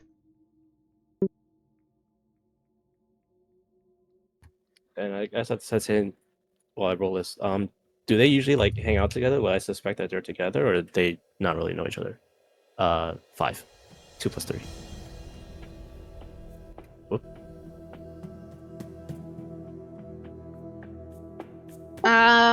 Well, they work together, but doesn't necessarily mean that they're gonna be together. Okay. It's not abnormal for miners to be so used to like their layout, basically, that if they're going after Pacific Ore, they may split off. Understood. Okay, but as you're screaming and whatnot, yelling out for their names, silence. You only get silence back. However, you are quickly greeted by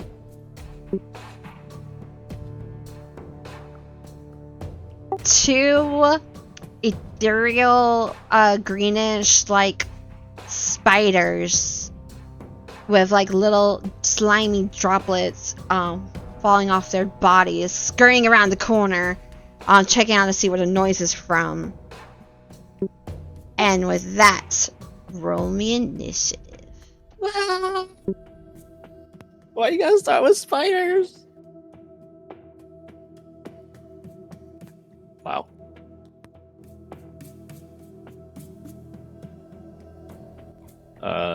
21.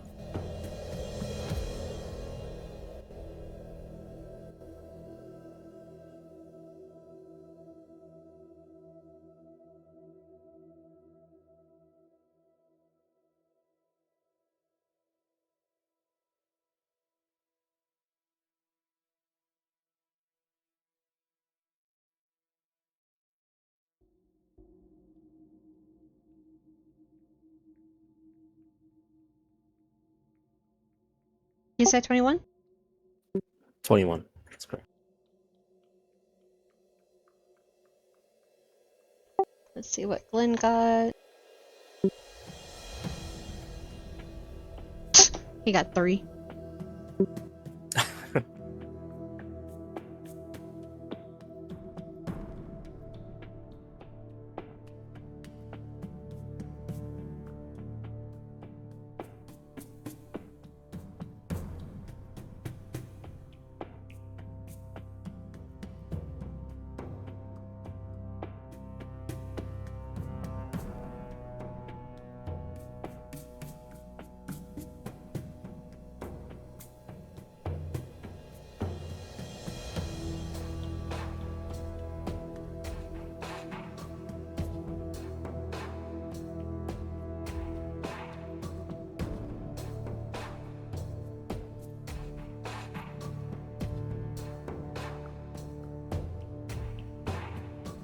Okay, it is your turn.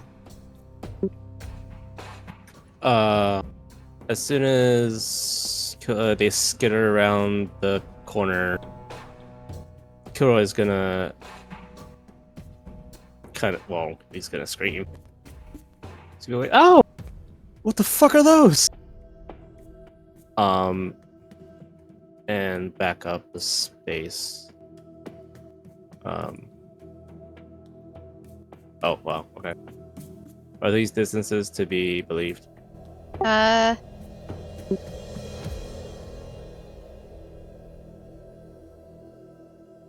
Yep. Okay. Kylroy will he's gonna look at his pistol and he's gonna try to figure out the mechanism. He sees the hammer on the back and he cocks it. And he's gonna be like, here goes nothing. And he holds it up with two hands, aiming at this guy. And fires the equivalent of ray of frost. Okay. That's a roll to hit.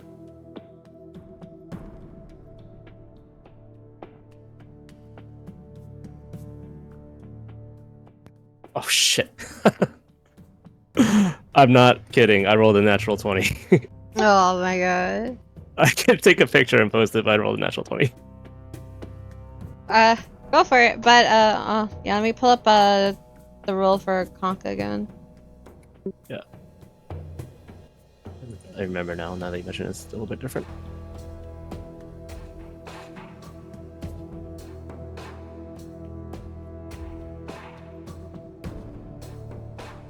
Okay. So since you got a natural 20, you get this roll. You deal a max amount of damage on the dice roll, and then you add your roll damage to that. Then you add whatever modifier you have left. Okay, so max damage of that was 8. Wait, so what's the weapon die? 1d8. Okay, so you got 8, then you roll. Now I roll a 5. Okay, so 13, and your modifier? No modifier. Okay. So it's 13 cold damage. And Oh, let me finish the roll too. Okay. Oh. So if you also add flare, like if you roleplay your attack, then you can give inspiration to someone else who is at least 15 feet visible from you, and vice. Yeah, 15 visible feet from you, and they also have to also be able to see you too. So it's like vice versa. Yep. So Kylroy, as he's aiming, well, not as he holds up the gun, he aims it in the general direction of this ethereal green spider here, and he closes his eyes, and he's in his mind. He goes, "Please hit, please hit, please hit," and shoots, and he hears the hammer fire off, and it you just see like a beam of bluish white go this way and hit this guy right between the eyes. Okay. As you are hoping and praying it hits, you suddenly get a flash, like a memory from far from long ago, of your grandpa looking at you with sparkle in his eyes and his hand upon your shoulder, grasping forming it, and just saying how proud he is of you. And with that, you blast this slime-like spider into oblivion. Parts of it go splattering everywhere, and just like puddling up. After it fires off and hits, Kylroy opens. He didn't see any of that melting or whatever into a puddle. He just saw the spider's resulting puddle, and he looks at the puddle. He looks at the firearm. He's like, holy shit! Glenn, did you see that?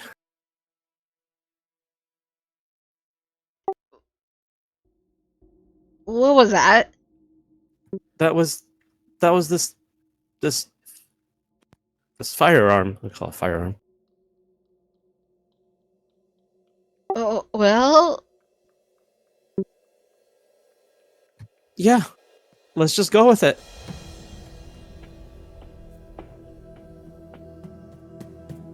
impressive. Now, seeing his little buddy get splattered, basically, he's going to...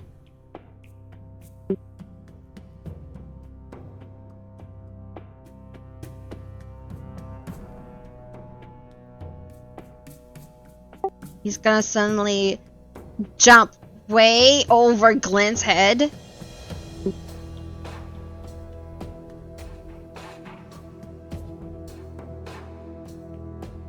Lands directly beside you. And as he lands, what did it do? You see, as this creature jumps way above Glenn's head, like way over it, to the point where he can't even do like a reaction attack. It seems like this creature was gonna like land right on top of you. However, instead, he ends up falling onto the ground, missing you.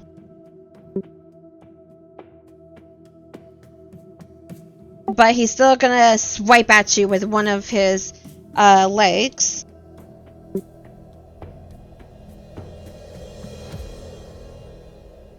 And does a 19 hits. Yes, it does. Okay.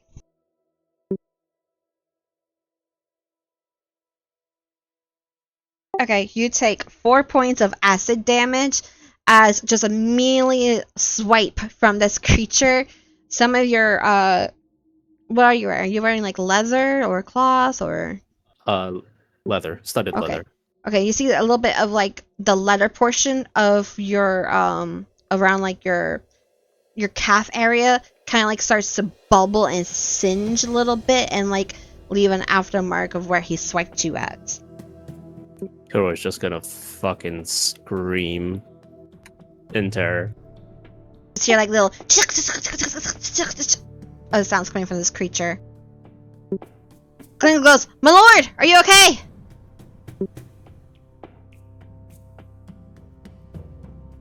Oh, he just hears screaming. I don't want to blow out anybody's eardrums. And then Glenn goes in with his sword.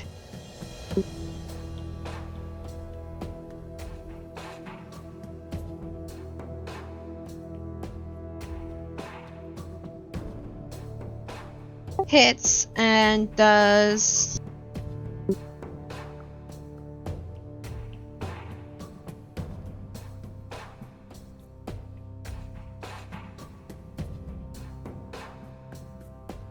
Okay.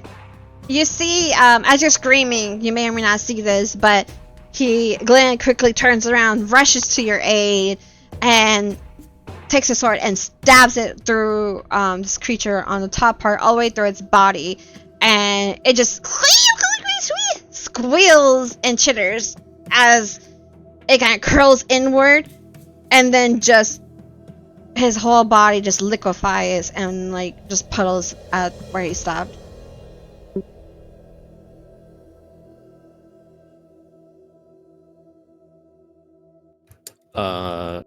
Kylroy after that just kind of like imagine Kylroy kind of got knocked on his ass, and once Glenn liquefies the spider, Kylroy's gonna like scurry backwards I'm on the measuring tool. Like next to Glenn. So I just left like little green marks where like the slime is at now. Oh, good. Where did the creature hit me again? It would be like we'll say your left leg, near your calf. So Kylroy will look at his left leg and his calf. Is the acid still there? Is it like dropped off? No, it seems like it was just like a brief touch, but after like not even a second, it kind of like just sizzled away. Like it's like weak. Kylroy is gonna start getting up. Sorry, Glenn. Just wasn't not used to getting hit.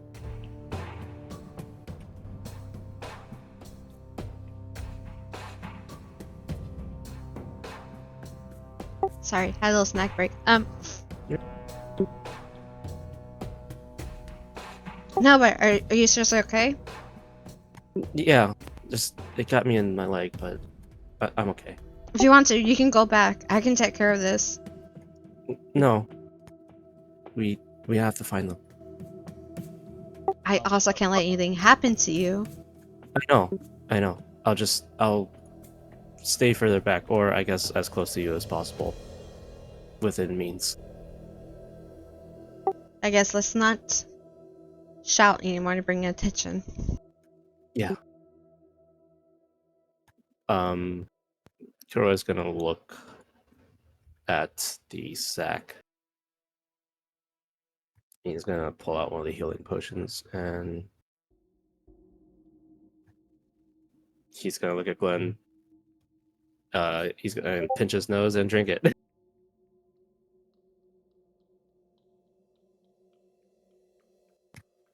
me just put that in my inventory so I can use it.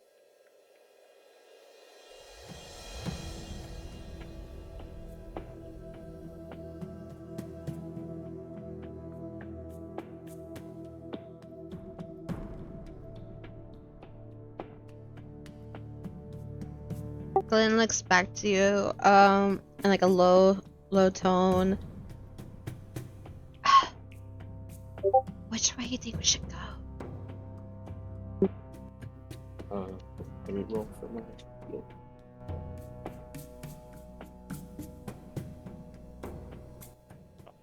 Mix out. I rolled a 6 plus 2.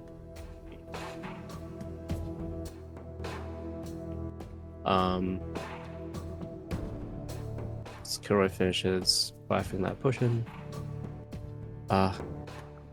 Let's go left.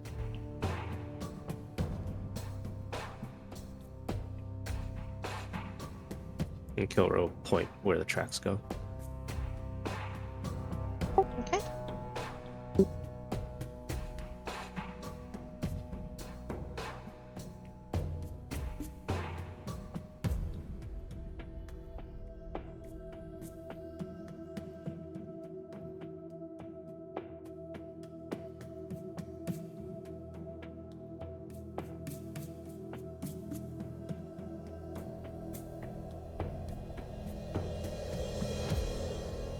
Okay, moving around the tilted over minecart and going over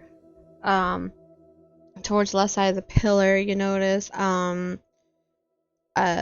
there's two paths and towards like the north of you guys, and also another path that kind of like splits off to the right. And it seems like the path to your left currently it's caved in.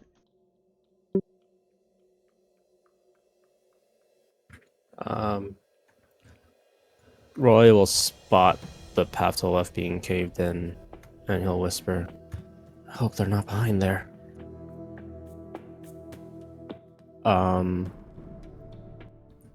you said this was a path, this is a path, and that's a path? Mm-hmm.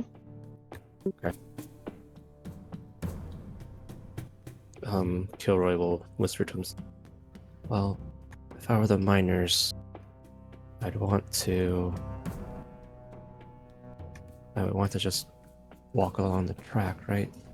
Because they have to bring ore out.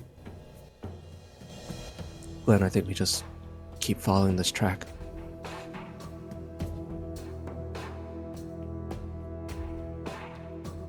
Oh, you also forgot there's also a track down here too. Yeah, but Kylroy pointed to the left, so Okay. we're gonna commit to the left. Okay. My lord, if you think that's what's best, we'll follow the track. Go ahead and give me a perception check. That's shitty. 5 plus 3 is 8. You beat Glenn by 4. You notice that the fog is getting a little thicker.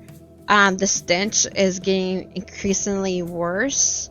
To a point like your stomach kind of like turns a little bit. You might even see Glenn kind of like face kind of like look like he's about to like hurl kinda. But he's trying to be tough and protective, so he kind of like you see him like he forces it to go down. But you hear little skirring, echoing in the path ahead of you guys.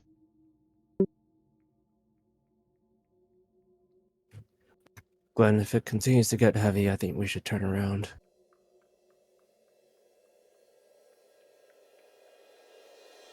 I don't know. It may just constantly get heavy. There's really no good ventilation in here. No, there's not.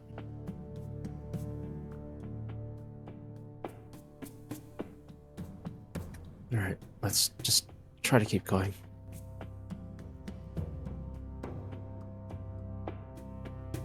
And as you move forward, you hear the skittering get a little bit louder.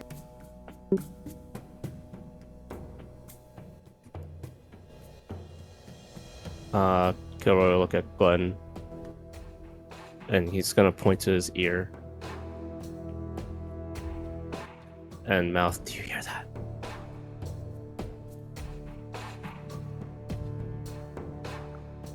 I'm sorry, Lord. I really don't hear anything right now.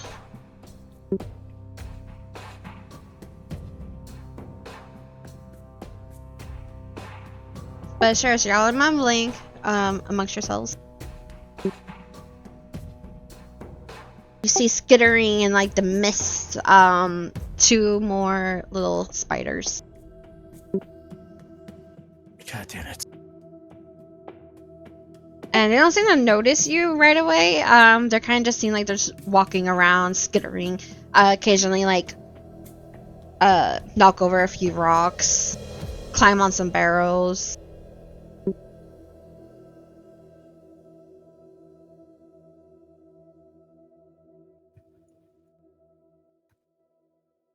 Kylroy sees them, and he's gonna back up and try to squeeze against this wall and kneel down.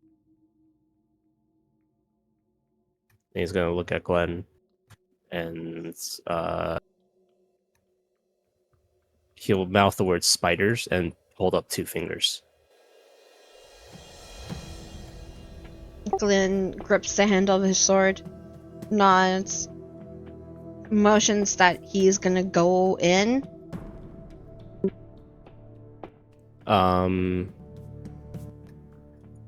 Kylroy. Okay. So Kylroy suspects that Glenn will go for whichever one's closer. So he'll aim at this one.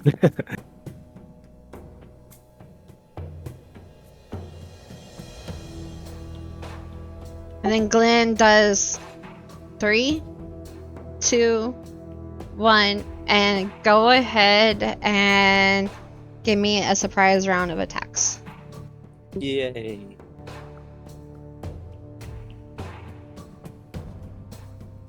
That landed on the floor, but it was a 10 plus 5. That hits, and Glenn also managed to hit. Yay.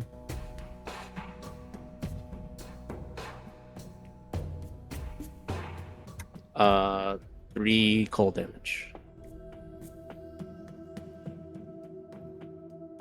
3 cold.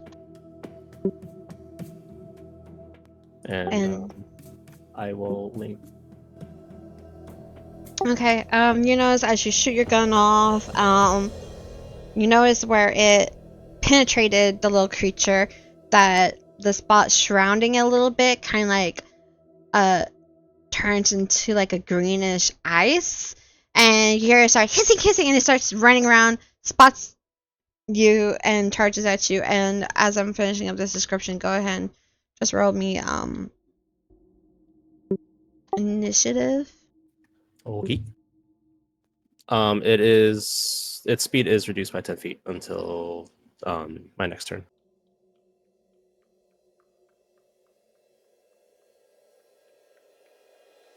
Glenn manages to swipe his sword at the creature in front of him, does some damage, however the creature is still alive.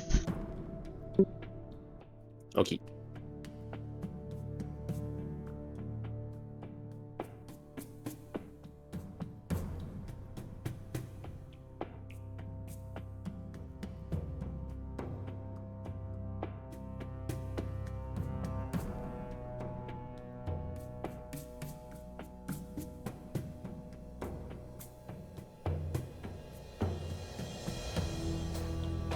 What was your initiative? 6.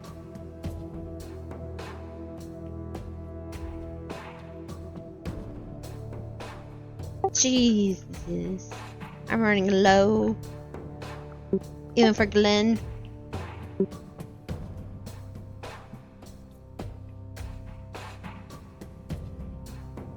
Would you make him a fighter? Yeah.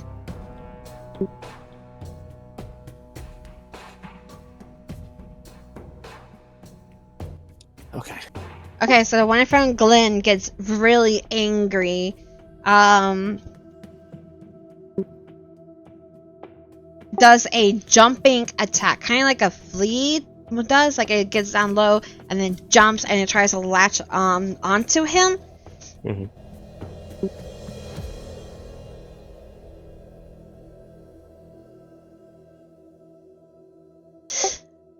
You see Glenn kind of like groan and grumble as this creature's legs digs into its armor, and you also smell like a burning type of metal and like a slight smoke coming from it.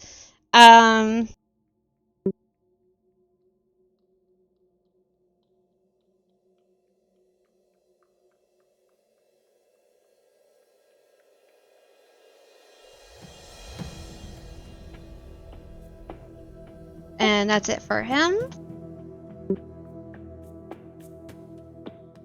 The one that you attacked, speed is reduced by 10, right? Yes.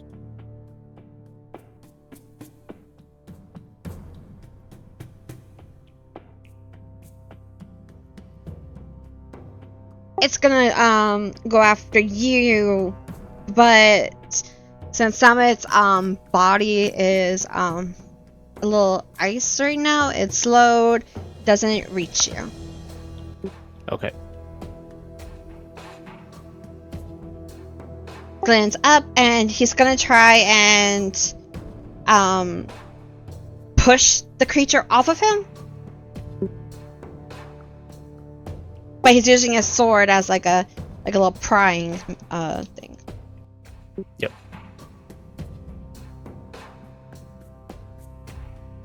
Okay, he removes the creature, and the creature gets tossed away.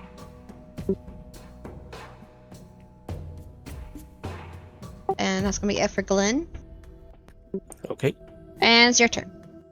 Okay. Let me just do some math.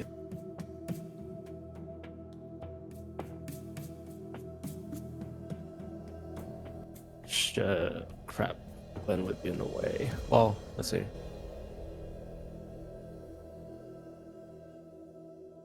If I move there, do I still have a clear shot on this guy? I would say because of like the density of the fog, it kind of like is hard to tell. Okay. Some measure of cover. If it wasn't with the fog, you confidently feel like you would have like you definitely would be able to, but because of it, it's it's like a hit or miss. Okay. Do I have a clear shot? Do I have a clear shot where I was? Let's see. I think I was like here. Like here. I would say you would. I'll give it to you. Okay.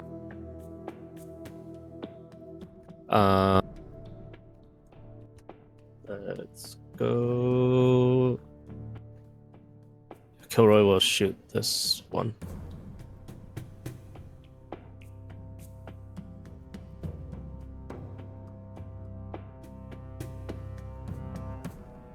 Uh, 7 plus 5 is a 12. That hits. Yay.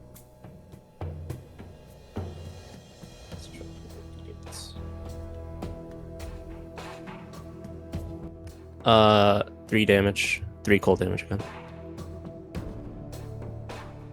Okay. You shoot it, and with a combination of your cold damage and the attack that Glenn also had on it,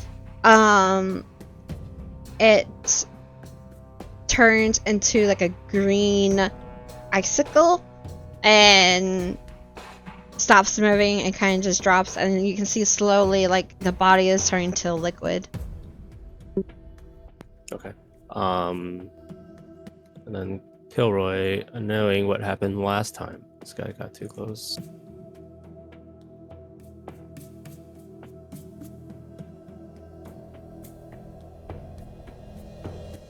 Okay, so I have 25 feet of movement, so if I moved like... would you say that's like 25 feet? That's fine. Okay. That's my turn. Okay.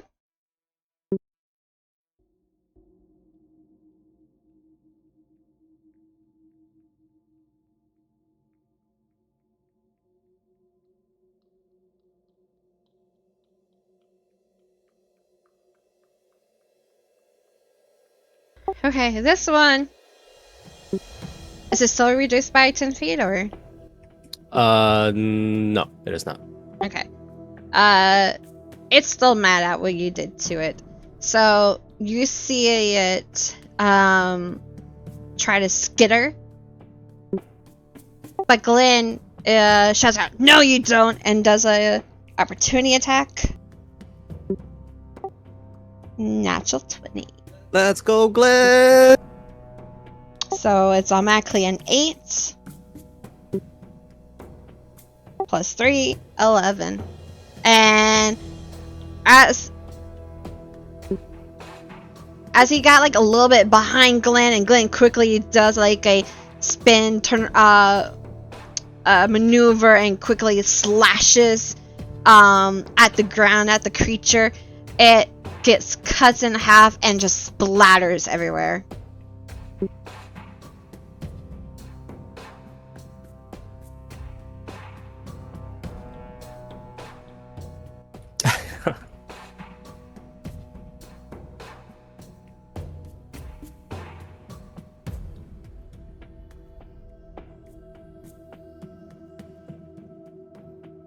Okay. And then as you notice, as each creature gets killed, the stench gets worse and worse.